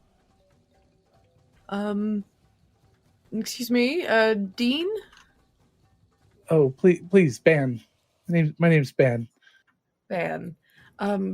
It's nice to meet you. We are, representatives of the Birchfield Institute out in Ashport. Oh, I've heard a lot about your institute. A lot of good learning goes on there. You deal with a lot of magic. Have you do you have any insight into magic poisoning? Magic poisons? It's weird. No, magic poisoning, like being around too many magic items and strange effects starting to happen. Oh, Yes. only some experience with it, but what sort of insight were you looking for? So far, I've tried to shield myself from it.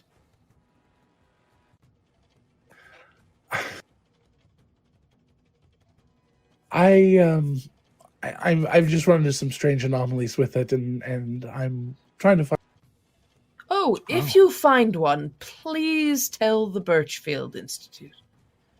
I've been unsuccessful. I've been trying for a couple of years, but I have. Oh, you must be furious. What can I do? That's the trick, Kyle. He's always furious.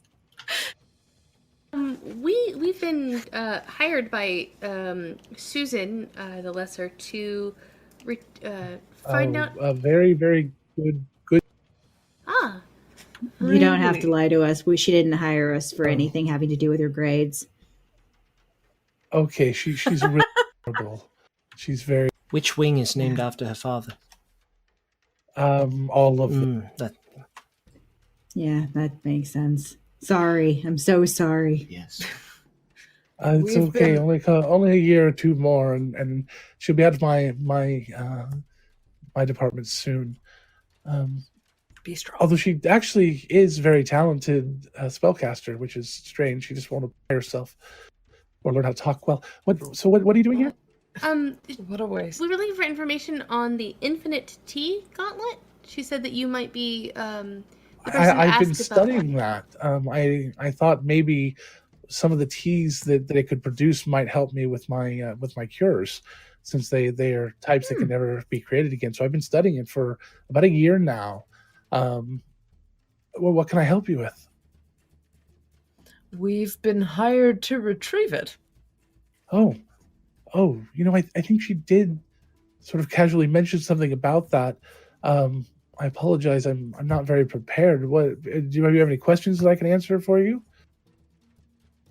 last known All of them. locations, any potential guarding. He kind of runs over. He pulls out this large parchment map and he kind of rolls it out. He says, "So this is the city here, and we are." And he kind of shows that the city is next to this, is built in this large valley, right at the edge of this valley, where two hilly kind of foothill or large hilly sort of almost mountain ranges kind of start to connect together. And in between them is this huge valley that it's being built into slowly. We're at basically the base. This here is the valley. In a long time ago, there used to be giants that were here. It was called the Valley of the Giants before we came here. We renamed it, and it was said that they had a small civilization deep within this part here, and he kind of points right to where the two hilly areas meet. Although it's been explored, but nobody's ever found it. But I thought you said they were giants. They were. But they had a small civilization. A small Relatively giant so. civilization. We're talking maybe a village of 20 or 30 people. Oh. The understanding was that a large caravan came through this valley before it was settled, and that was the last known location of the Infinite Tea Gauntlet. It was with that caravan, and they disappeared here. So they think that they were attacked by these giants. So if it survived, It's probably somewhere here. And I've done some research and I've gone to this area and looked, but I've never been able to find the entrance to the location. So I don't know. That's where I'm stuck. I am excellent at finding entrances to locations. Is there a waterfall anywhere near there? No waterfalls that I'm aware of. Then we're fine. Yeah. This man, you were wrong. Sorry about that. Do you have any information or any clues on how to find the entrance? Anything that people have dug up over the years? No, it seems like it would be very obvious, but these foothills are vast and they're very hard to traverse and to really get a collection of everything out there. I've thought about using some magic, but I haven't had a chance to get out there to do it. Maybe a locate object or something like that could do it. Well, we'd be an additional question. Susan hiring us, or Susan's father hiring us to locate the gauntlet. Is that gauntlet she mentioned a collection that maybe the gauntlet is meant to go into. Now, would that be a personal collection or? Yeah, she has the largest collection of historical tea artifacts out of anyone that I know, probably anywhere in the world. Now, if we locate the gauntlet, is there a chance she'll let you use it for your research? Oh, I'm sure she will. That's not a problem. All right, then I would say that your research goals are very noble, and I wanted to make sure that you wouldn't be missing out on any knowledge you could accrue from it. I'm glad to hear that's not the case. Well, have you heard any stories about any sort of dangers that might be around the Valley of the Giants, or whatever it's called now? There is a rumor that people who have been walking through the valley and through the small forest that sort of exists within it, they have seen a large green troll-like creature stumbling around through the forest. Yes. But no one has been attacked by it. Not a giant. They can often hear laughter, sort of accompanying it.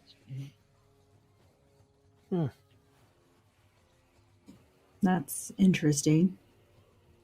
What's the Go ahead. What's the vegetation like in the Well, it's some trees, but it's sparse in most parts. It can get a little thick towards the towards the far side, where it hits up into the foothills.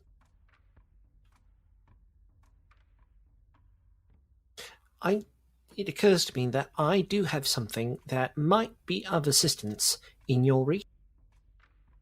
Oh, I'm very excited to hear this. Please, what?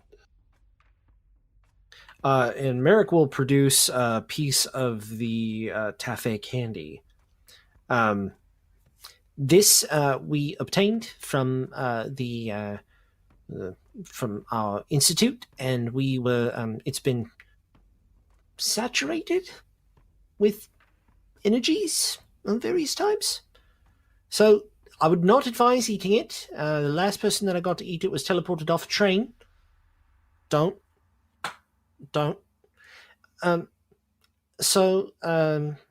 Was the train moving at the time? Might have been. You aren't sure? I'm quite sure, but I'm not answering. Oh. That doesn't really make sense to me. It's Schrodinger's train. It was both moving and not moving at the same time.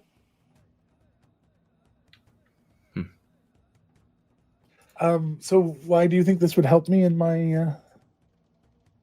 You said, you were studying magical poisons, magical poisoning. So, something that might be, saturated with such a magical poisoning. I don't know. Oh, you think this has been magically... it has magical poisoning itself. I've never heard of an inorganic material having that, but I would love to take a look. Wait, candy's inorganic. Well, I meant, sorry, non-sentient.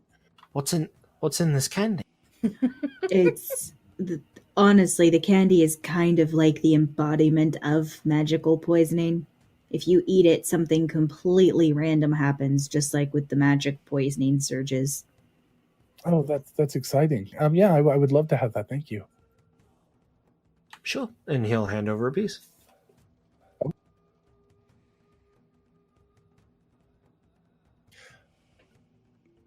So he's kind of like looking at it, like studying the wrapper and everything. Now he's like gets really intense. Would not advise eating it. Or at least No, I'm not. No, you don't eat the things you're studying. That would be. I mean, sometimes you do. I did do my entire thesis on ham sandwiches. So. that is the greatest thesis I have ever heard of. What was the conclusion? They're tasty. Yes. Stone ground mustard. Very, very true. Yes, I came to that same. Mm-hmm. I love you, man. It's banned. Yeah, fan. Yes.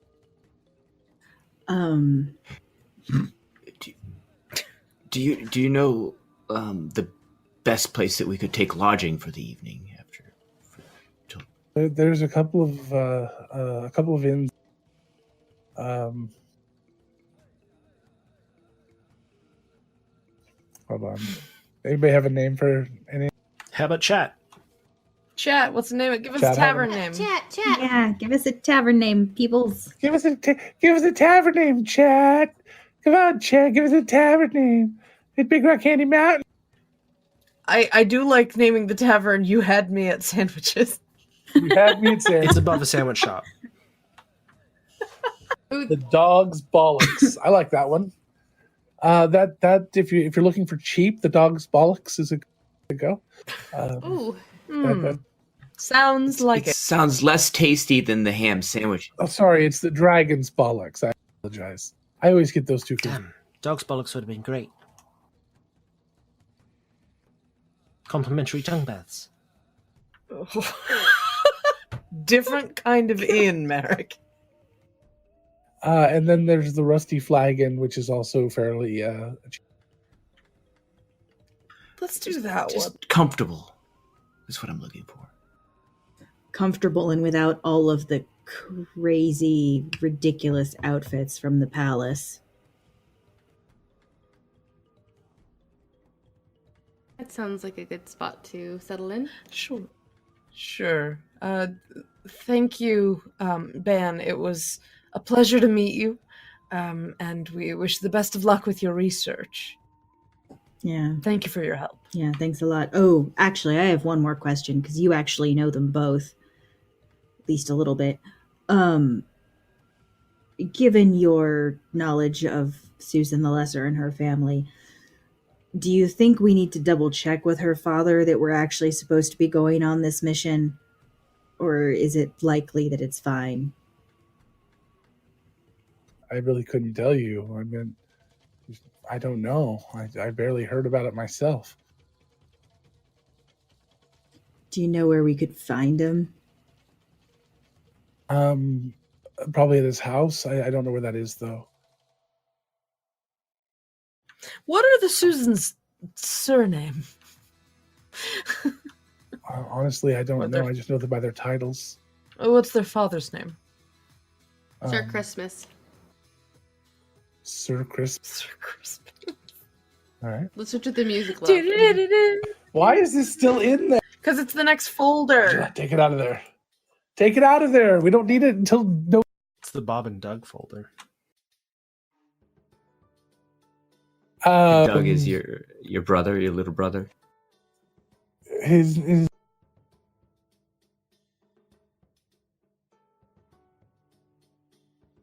His name is Macintosh. it's I got that reference.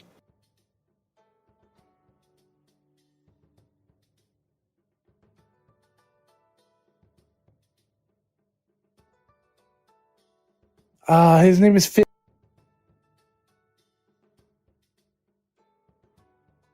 All right. Maybe we'll check in on him tomorrow. More appropriate hour. Well, it's just after dinner. Could be, we show up, Val can proselytize. Mm-hmm. Don't forget Bonnie has a date. Right. Not a that's date. Right, we can't be late for that. You may not have thought it was a date Oh. when you scheduled it, but it was a date. They scheduled a date. That seems. All Mr. Star was trying to do was get some info. Joe, Yeah, he Joey's a good friend of mine. asked me He has some really, really neat things. Like what? asked me about galleons.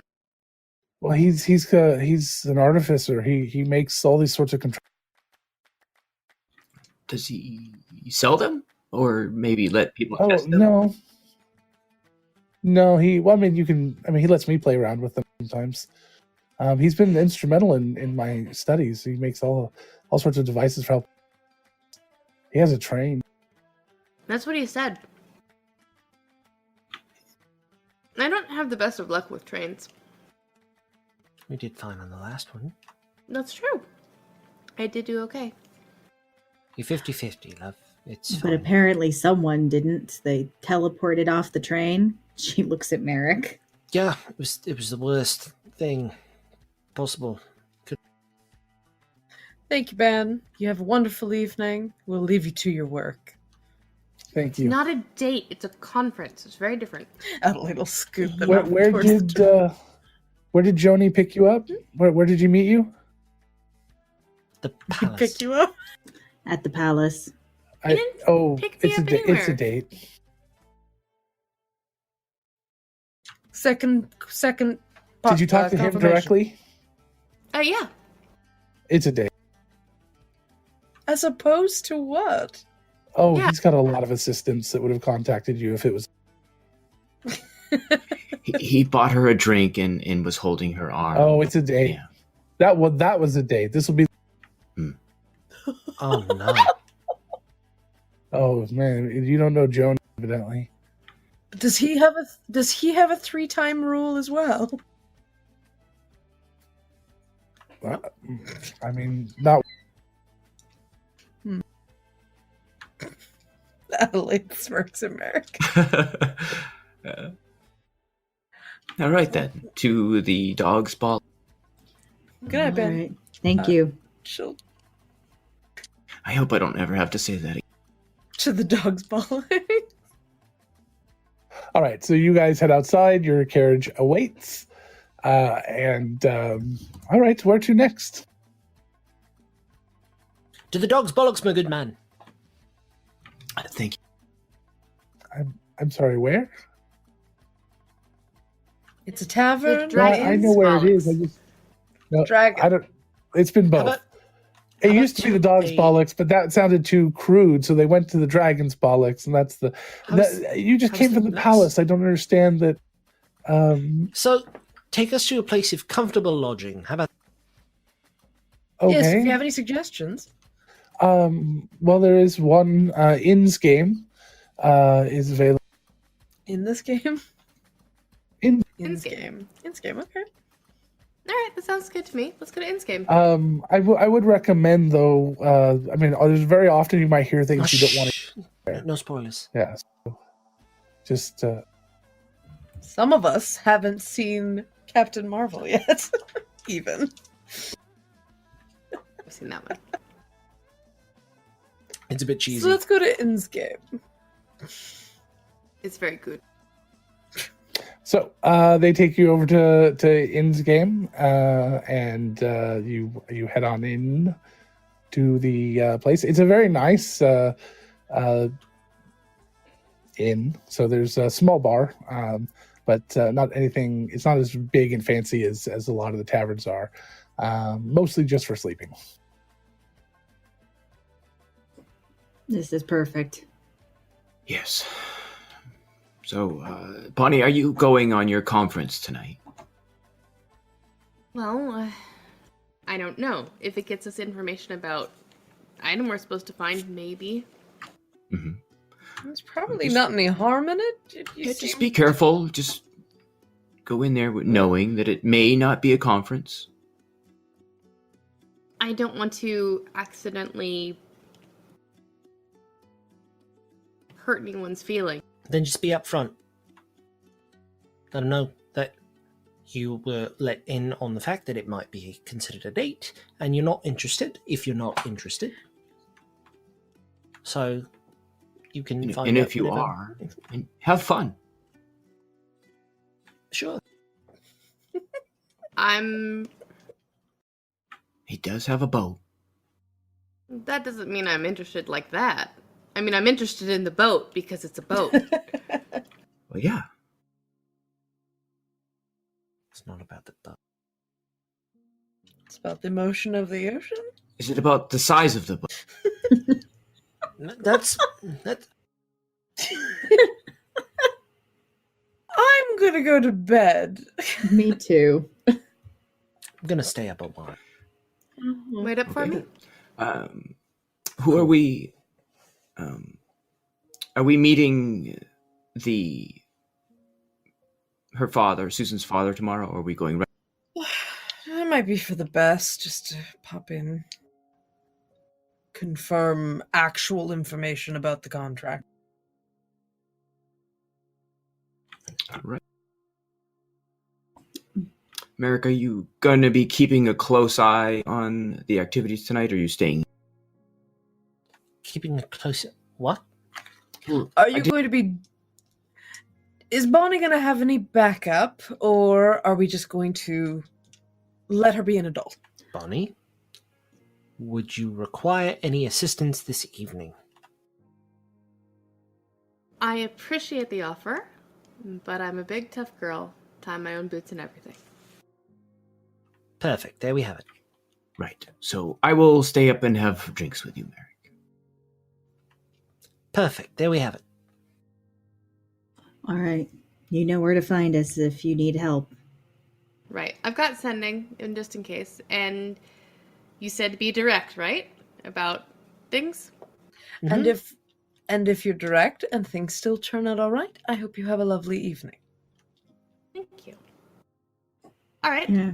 And find out how those glasses work. I will. We'll Those just are very take them. interesting. Mm-hmm. We'll see. What? I didn't hear that. How is this for direct? Merrick, I'm very interested. And Bonnie leaves the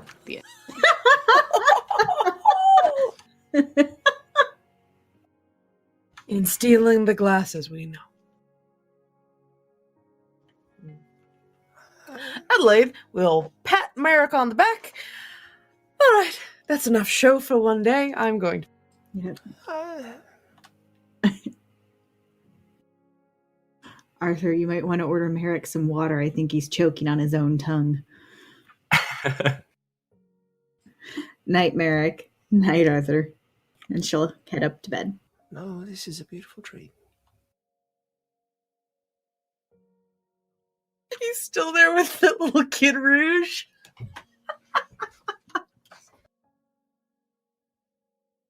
Looking like Raggedy fucking Andy. Merrick will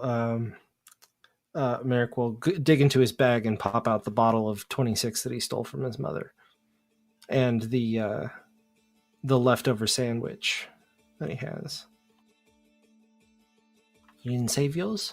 I ate all of them. What do you mean, save them? Save them? Well, we can probably one of the other two. Once they have a smoke, we can always replace it with. My mother cooks for 12 people at a time. You're saying that you have more? I'm saying that there will be.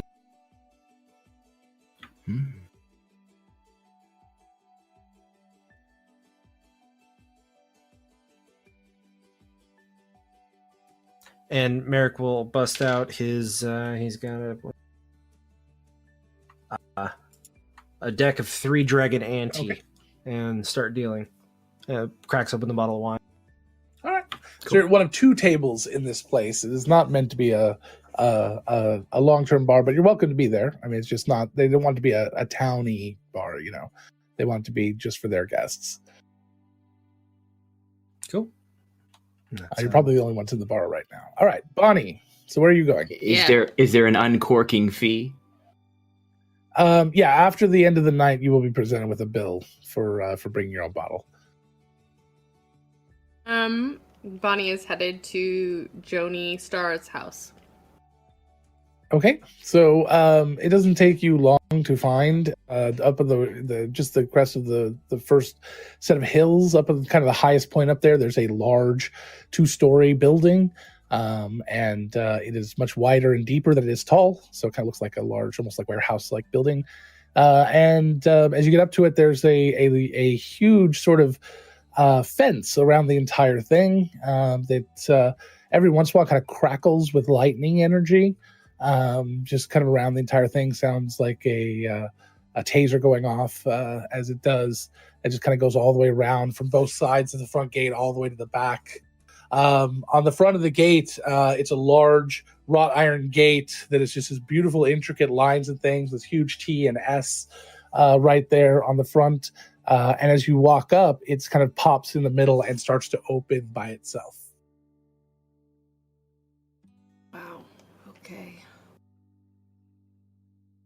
Definitely not the tooth. A little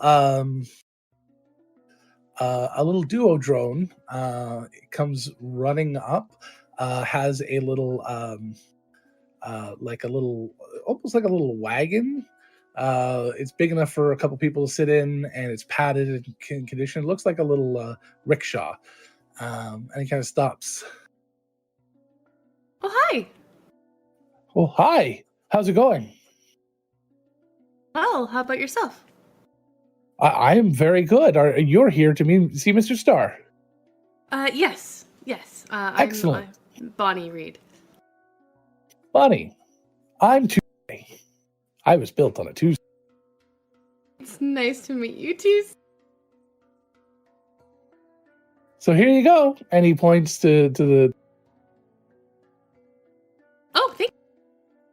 Awesome. Hold on. And he lifts you up and he starts just kind of jogging up the path.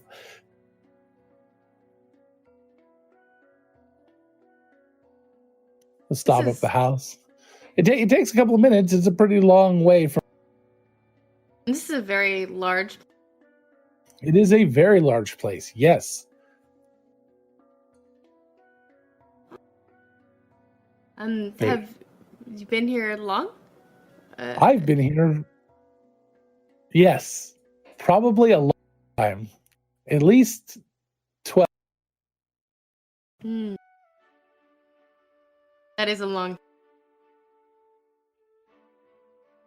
And he goes up and he opens the front door. It opens into this marble-lined entryway with these two huge mahogany staircases going up to the second floor.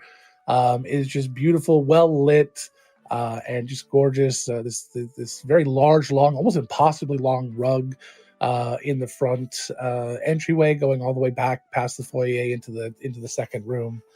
Standing at the top of the stairs is this gnome sitting in a kind of a smoking jacket and some nice slacks. And he's got a brandy. He's got in his hand 2 brandies. Well, this is quite the place. It's okay for a summer home. As he kind of starts walking down the stairs. Tuesday, have a good time. And he turns and heads back out and takes the rickshaw off as the door's shut. He comes up and hands you one of the brandies. Well, thank you. Joni, may I be frank for just a moment? Be whoever you like. My friends may have said that I may have misconstrued your meaning in conference, and that this was more of a date. And I apologize if I misunderstood. Nobody has ever called me subtle before. Is that what you're saying? I could be just very clueless as well. All right. Well, if you're not here for dinner and a nice evening, what can I do for you?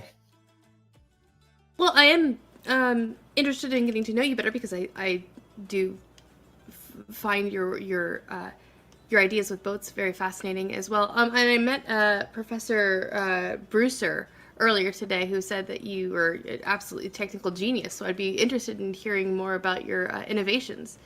I tinker now and then. Ban is the smart one. Sorry. I was curious if you I'm just kidding, by the ever way. I'm heard... brilliant. And he turns and starts walking into the next room. What do you have anything in particular that you're interested in talking about? I was wondering if you knew anything about the Infinite Tea Gauntlet. Bruce was looking for that. I helped him out a little bit. Brewster. Yeah, we were... my compatriots and I were sent here to look into its location. I thought maybe with your interesting little glasses you might have some extra information. He's not wearing them right now. Well, I meant I have all sorts. Well, I would definitely be interested in hearing what you have to say. Again, I've given it all to Ban. If you've spoken with him, he probably knows. Okay. Logan, can I make an insight check just to see if I believe him? I want to make sure he's like not hiding anything or anything like. He's hiding all sorts of things, but yeah. What in particular is making you feel like? What is it? What is it in particular? I want to know if he's maybe concealing information, like maybe he didn't give everything to Ben, or. But could he be doing? What would you? I don't know. Okay, you just want to know you want to know if you have a hunch about him. Go ahead.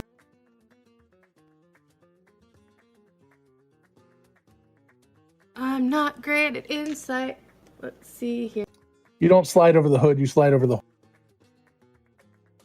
Well, yeah, I don't know anything because that's a natural one. So. All right, so yeah, you were charmed by him. You seem to think he's telling the truth. For the most part, you don't think that there's anything hiding. But for the most part, my understanding is that there's some creature in the woods here, some sort of large green, maybe a giant. People have been talking about that is supposedly the home of which houses this Infinite Tea Gauntlet.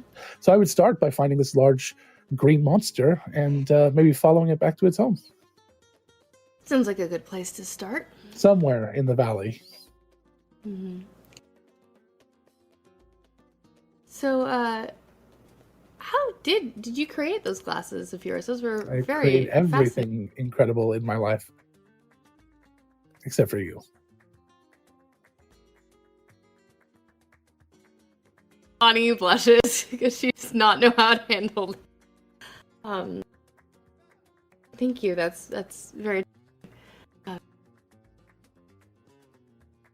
Tell me about your galleon. I've been away from home too long. I have worked with Ban and a few others at the university here, and we are working on developing the ability to harness water elementals to make it go faster. Really? It's a work in progress right now. It's difficult to speak with them without very powerful magics, but we're making it happen.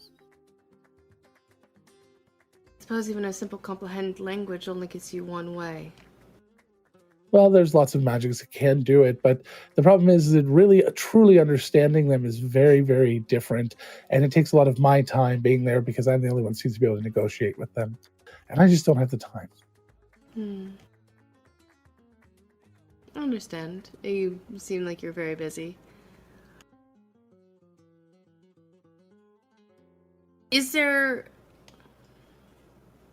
Do you ever sell any of your inventions or anything like that? No need to.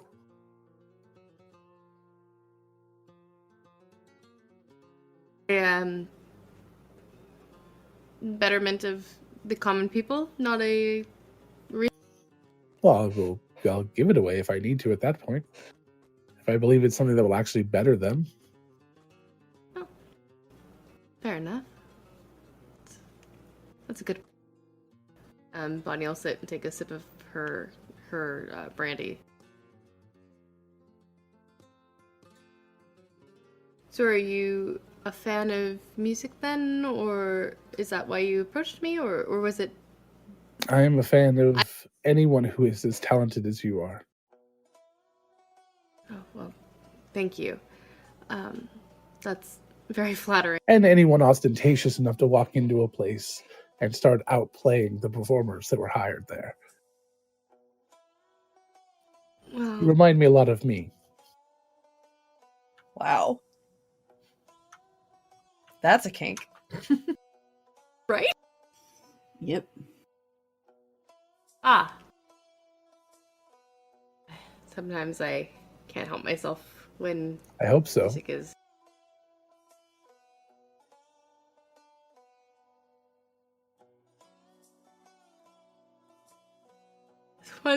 Tessa is very amused. Bonnie is so clearly...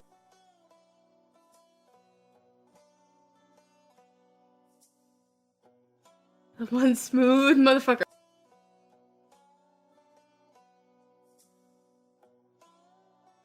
So if you're harnessing the power of water elementals, you would definitely need the, Tessa just forgot the name of the thing she invented at the beginning. The ballast oak to stand up to the pressure that would be created. It might be helpful. I have a few other options in mind as well. Such as... He'll go into shop talk with you a little bit more at this point. I think we're going to go ahead and skip over the rest of the scene. I'm going to guess you're going to leave without anything else happening.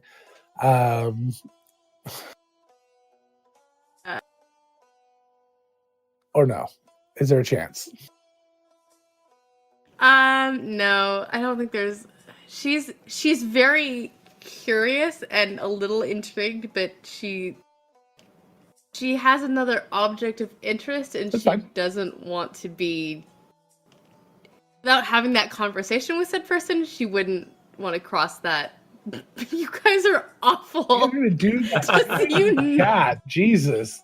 Sorry, everyone. The reason everyone's giggling is because of crap happening behind the scenes. Sorry, we should be Jeez, putting it in real chat so everyone can... That's what Yeah. I'm saying. You should be In the putting it in Discord, chat. Yeah, not into Discord. Put it into the share with our audience. Tessa is personally very, very tempted to see where that would... But maybe she would leave with the promise of getting together another time should she be available. If he was still... Don't use my... Never mind. I'm not gonna log into Twitch twice, okay? So stop logging in. I'll stop naming videos then. You can name videos as... Can you not? You're supposed to be able to. It's on the list of things you can do. All right, It's fine. never mind. This is shop talk. Because that's what Fennec does. That's what she does all day. So Any hoozle. Yes, Bonnie would leave the door open should Merrick decide he was not interested. Because Alright. Bonnie's not actually sure where Merrick sits on that fence. sure. Give me Chris. A check, not save, right? Check. Yeah. Yeah. No, you're not trying to. You're not. Natural 20. Oh, nice. So before you leave, he does mention there might be someone that you can help look in. He doesn't know the person's last name. You kind of only heard of him in passing, but he has a tendency to keep his his ears open, and his eyes on the valley. His name is Francis. and he's somebody you want to talk to about maybe getting as a guide. Thank you. That's incredibly kind, and I appreciate it. Thank you for a wonderful evening. She will bend down and give him a little kiss on the cheek. Okay.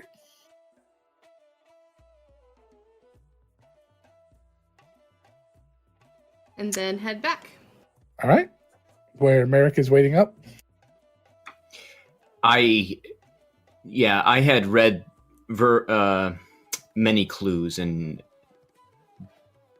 went to bed early enough where Merrick would be left alone for Bonnie's return.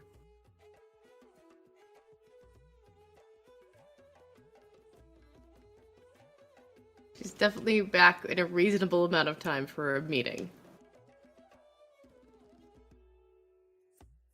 So you said that there's not really a bar, but there is kind of a bar there. Is there a bartender?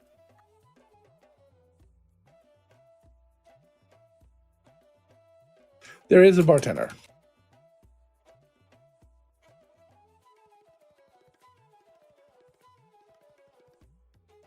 So, Bonnie, you enter the ground floor of the establishment.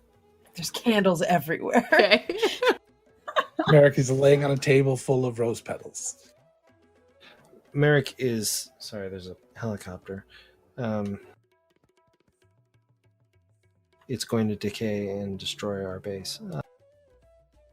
Legit, I have frozen in absolute terror when I've heard a helicopter go overhead before. I feel like Ray Liotta right now. It's following me. So we're going to go ahead and say Merrick is sitting at the bar with, since Arthur left him to his own devices. It's just... I don't know, man. She's just... It's like... She's... You know, it's... There's a... It's like... So... Is this to Arthur or to the bartender? The bartender. Okay. I went to bed, Logan. Got it. Ringo Starr is really drunk, you guys. Let him out of the trunk. Yeah.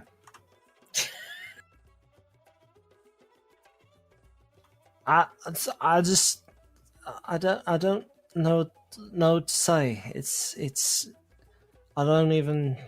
You've seen this before, right? You're a barkeep. You know these things. What do you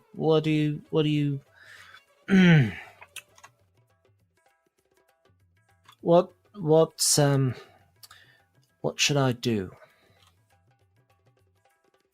Yeah.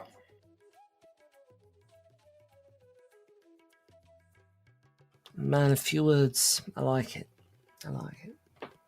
Turns out someone the bartender just enchanted a broom to say that in response to anything. Put a wig on a broom, stick it up there. You know, you're not so bad looking yourself.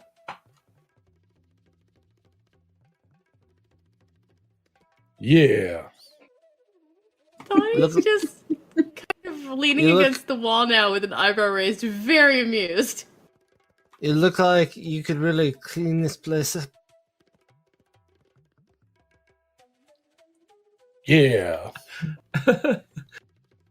And like you do naughty things. Merrick? Yeah, that's me. You okay? Yeah, I'm good.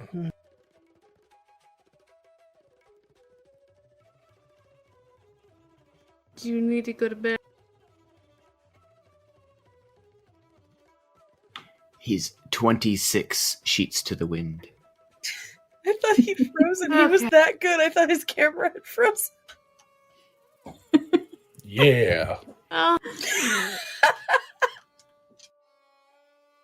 Wasn't entirely the welcome back I was hoping for, but... Welcome back! Bandit says hello too. I'm Van. He's the bar It's the dog. bar dog. You know the dog's bollocks? So we didn't go to that. It's next door.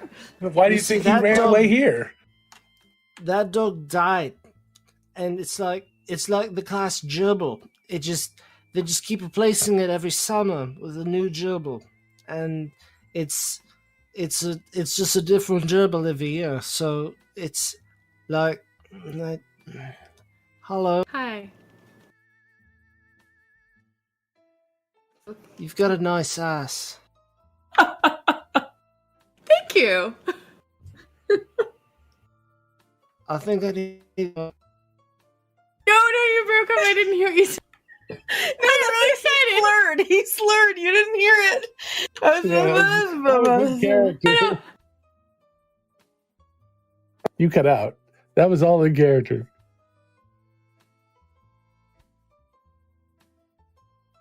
Merrick, what did you... I genuinely didn't. I think I need to throw up. Okay. Yeah. Yeah. Offers a bucket. Yeah. Let's get you up to your room. Is your room too? We only got the one. Okay. That doesn't make that any less awkward. Oh. Did you want your own room? Sure. Are you offering? You know, I Adelaide. thought I made that fairly clear when I left. You know, Adelaide's my mum, No, I've met your mom. but I'll be your dad.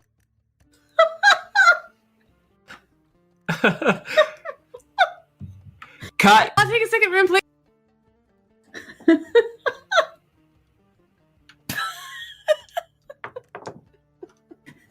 Oh, fucking Holy shit. See. Yeah. Yeah. Pan to the fucking fireplace.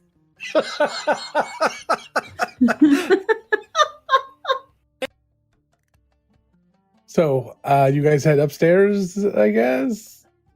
And Merrick falls asleep Yeah. immediately. Yeah, Like, absolutely. I'm pretty touches- sure. steps through the door frame and just falls over. I legit So rolled a about- 4 on that con save. Nice. So after about 4 seconds, 5 seconds after you leave the bar area, you hear "yeah" one more time, and then about another 5 seconds after that, you hear the broom. I love that was part of the fiction.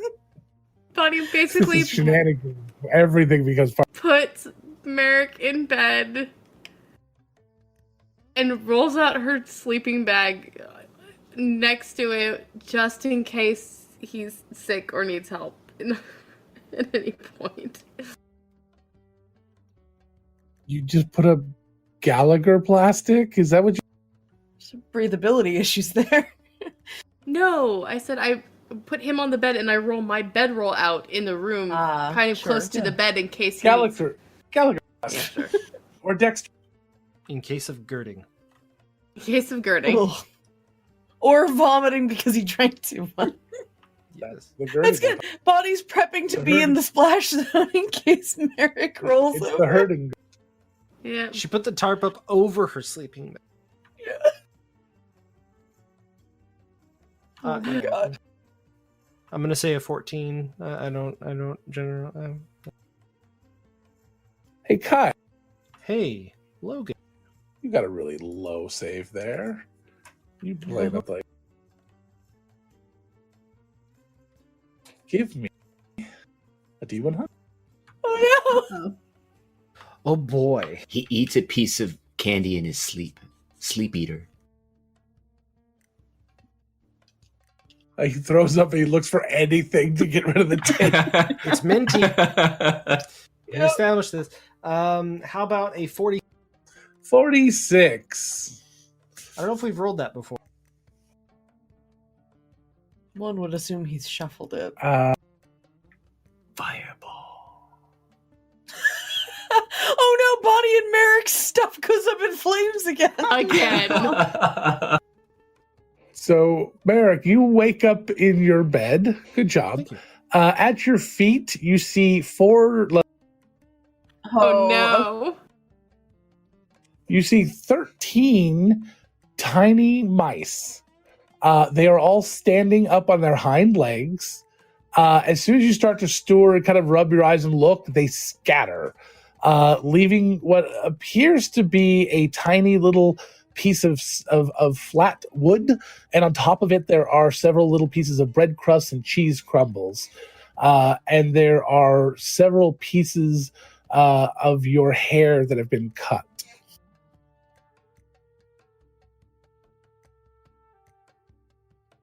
Tribute.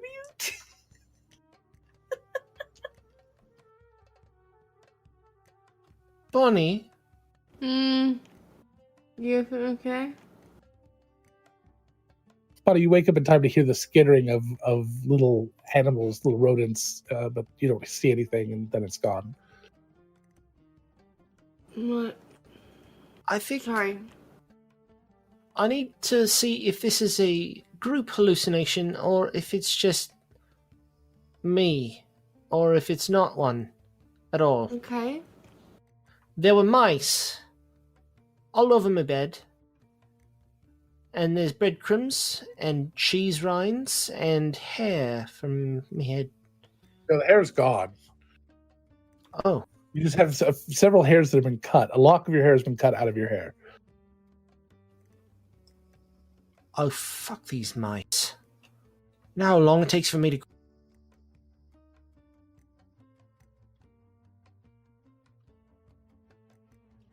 Can't hear you. Oh. Bonnie sits up.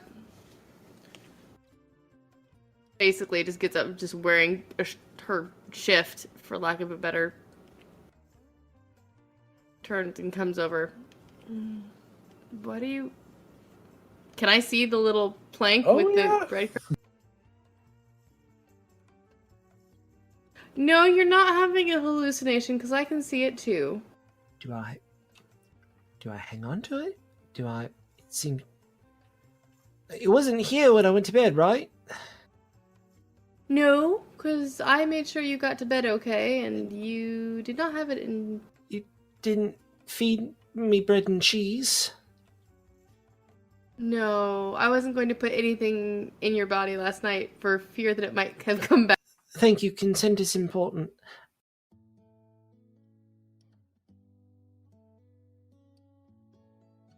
I think I need to save this.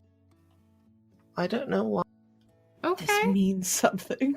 This is important. This... Maybe Addie will have something in one of the books. Maybe. Who knows? I don't... Are you feeling better this morning? I seem to be... Aside from the mice, yes? You know, I'm very, very small, but I have abnormally large kidneys and... That's probably good. I have to go to the bathroom constantly. Right, well, I'll get out of your hair so you can get ready for the day. Right. Well, I didn't say anything untoward last night.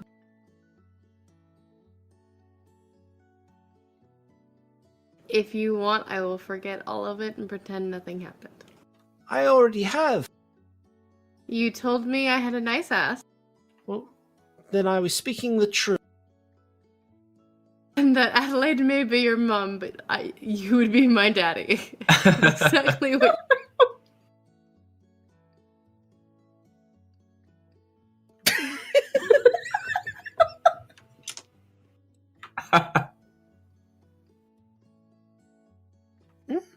Nothing happened while I was out, just so you know. He looks at the cheese and crumbs. Something happened.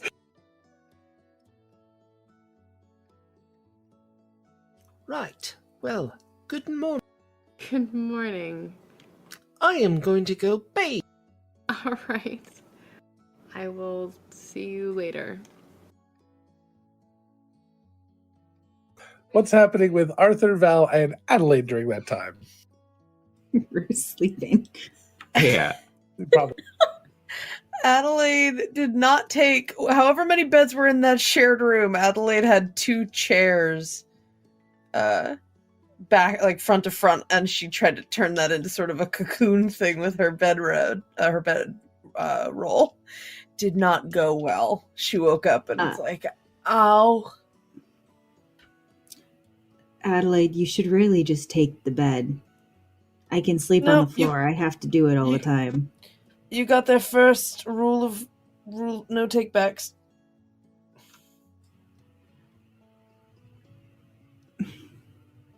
It's fine. I'm just, that was a mistake. Okay. And she just sort of sits for a while with her head on her knees, like, nope, that was bad.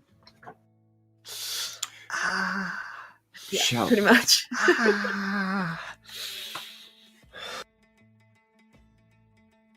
I'll have food sent up. Sure. Oh, yeah, that sounds good. And coffee. Please, coffee. Sure, yeah. With or without whiskey? Just coffee. But thank you. She will just start blearily looking for her stuff. And Find it. how many days till I can pull another book? Too many. Because I realized last time that it's a week in game, not a week out of game. I'm like, man, I get to pull a book every single session. That's not how this works. Nope. We're not doing real time no more. Yeah.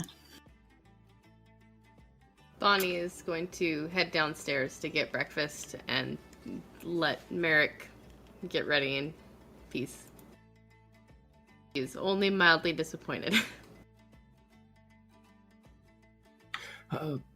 Bonnie, you could take that up to our room. We're having breakfast up there, it appears, this morning.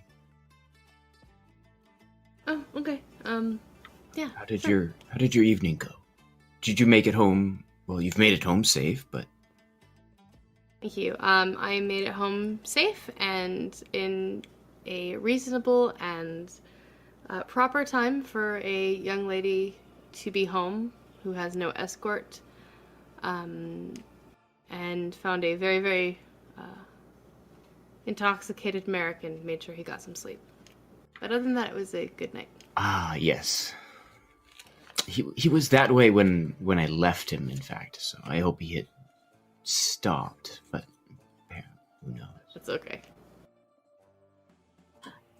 Can Val try to help Adelaide so that her back isn't sore? Can I roll a medicine check so that Adelaide's not walking a little out to in the pain? left? Like, can you use your elbow? Just yeah. Yeah, hold on. All right, that's a 13, so that's a 20. Okay, great. It was Yeah, 13. probably Oh, too hard. She's a chiropractor. Sorry.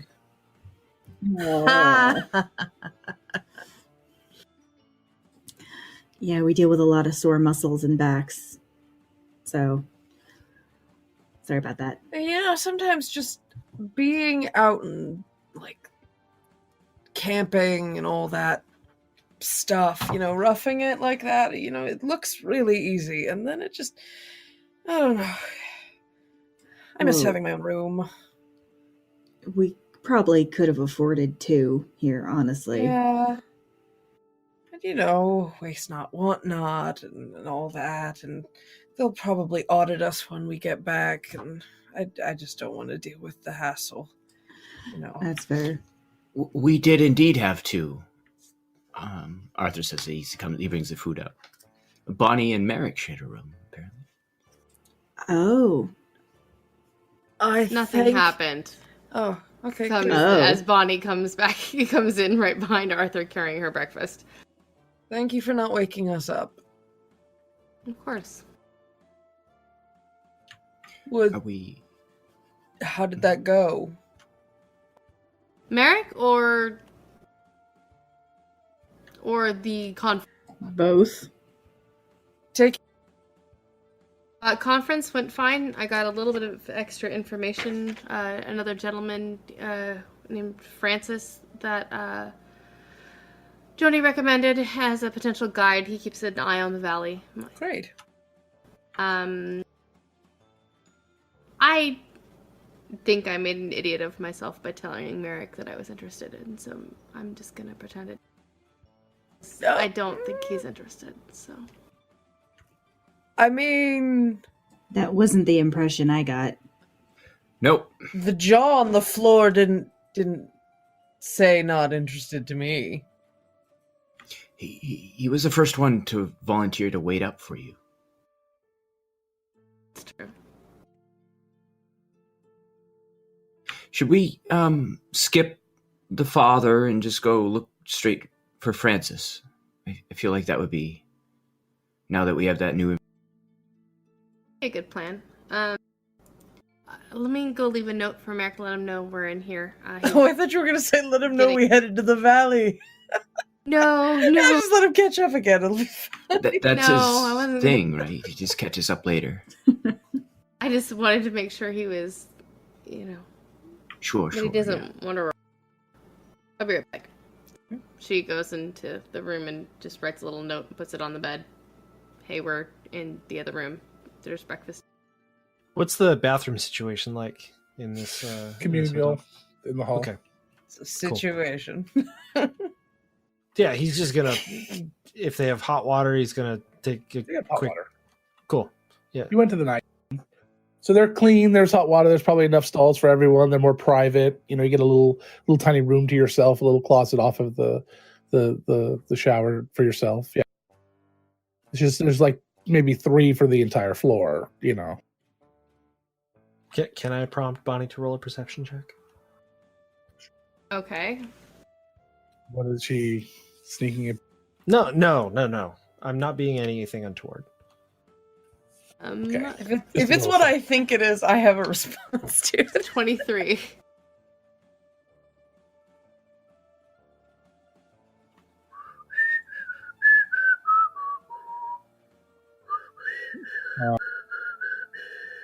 Okay, that's adorable. You can't do any more.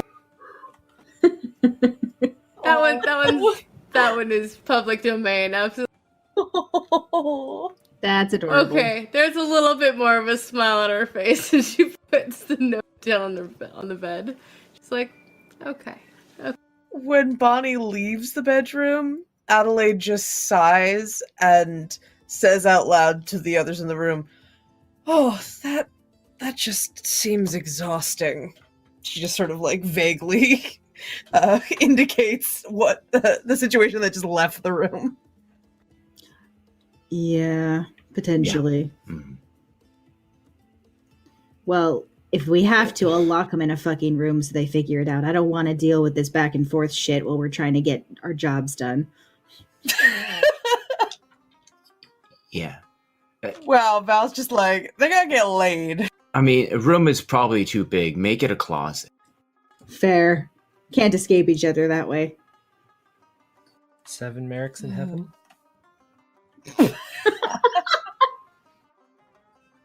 No, he's got to learn clone first. God, with what we've been talking about, my brain was like, I invoke duplicity. Oh, look, she gets 2 of them. And we just wear a trench coat and we become one. I will say, she's gone for the halfling and the gnome. I think Bonnie might have a type.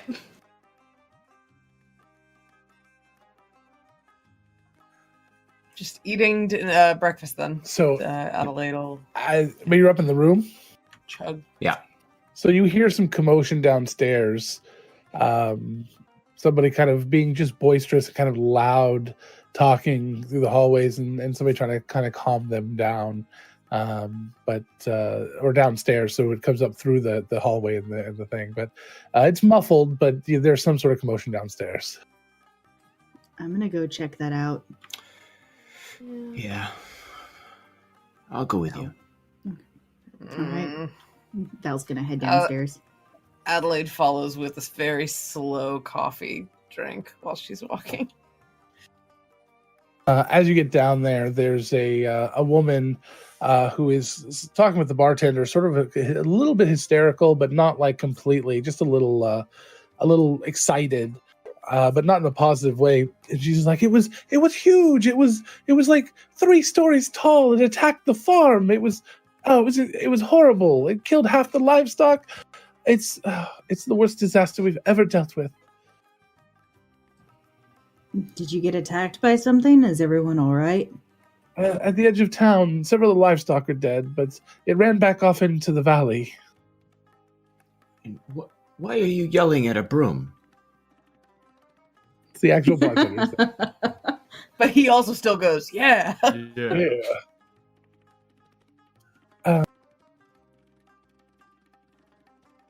Was it green? Yeah. It was giant. It wasn't giant. It was some sort of large, giant-like troll, maybe. It's hard. Pretty bulky? Yeah, a little.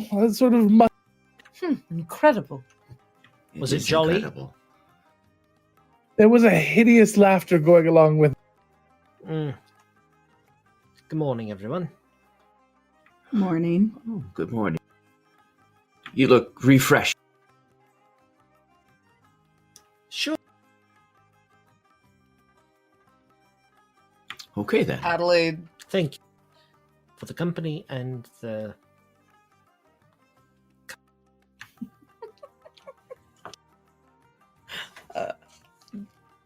Should I watch my back? I don't know.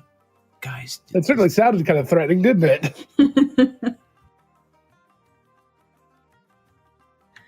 Would Okay, caffeine do a pat down, make sure everything's still... Would caffeine replenish your stores, Merrick? I'm sure it would replenish mine, but I'm more interested in what's going on with this farm. Since...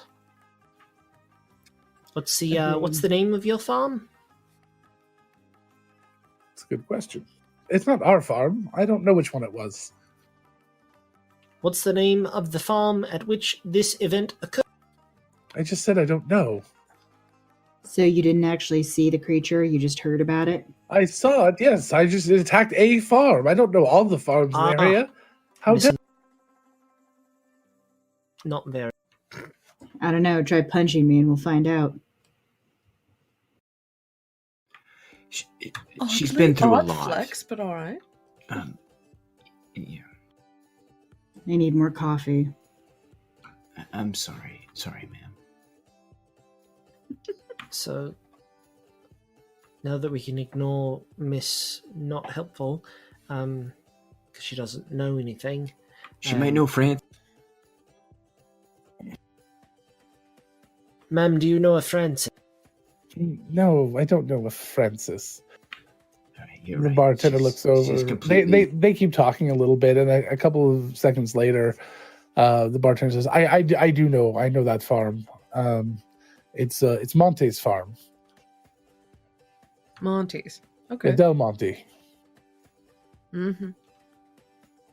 Yeah. What kind of produce do they grow? All sorts. It's They're also a can. Oh, I've heard of them.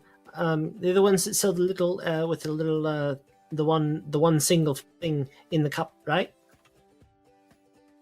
Little red guy. Yeah, a single pear slice in a cup. Yes.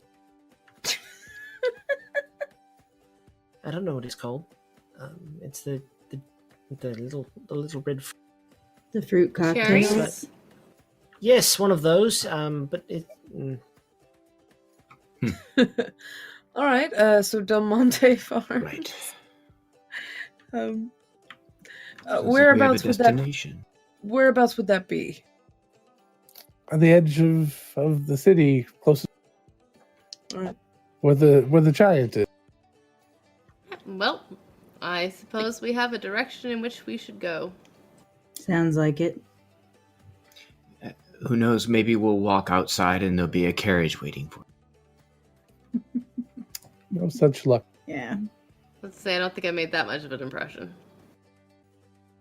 So you guys are heading for the farm at the edge of the valley, in which resides the Jolly Green, and that's where we're going to end for today. Thank you, everyone, for being here and putting up with us. We would like to thank our sponsors, World Anvil, which is the most robust world building and campaign management software that exists.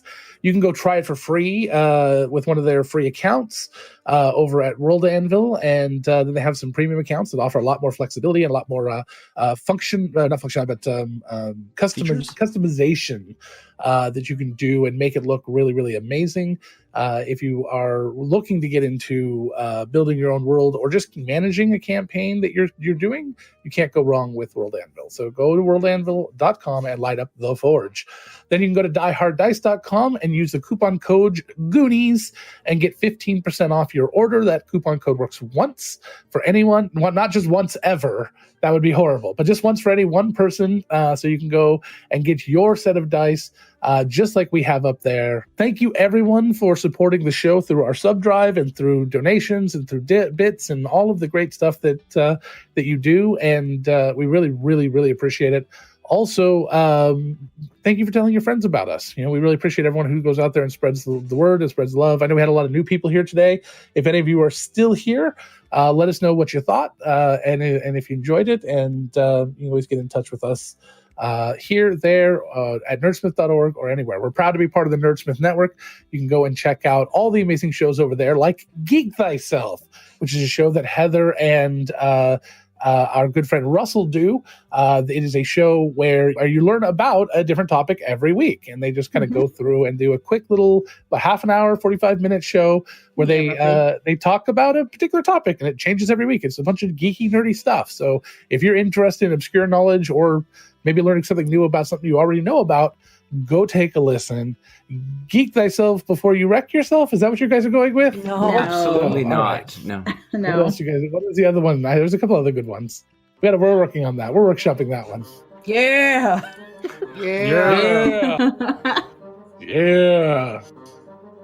Yeah. Thank you for tuning in to Shenanigoons, a proud member of the Nerdsmith Network. Find us every week on nerdsmith.org or wherever you get your podcasts.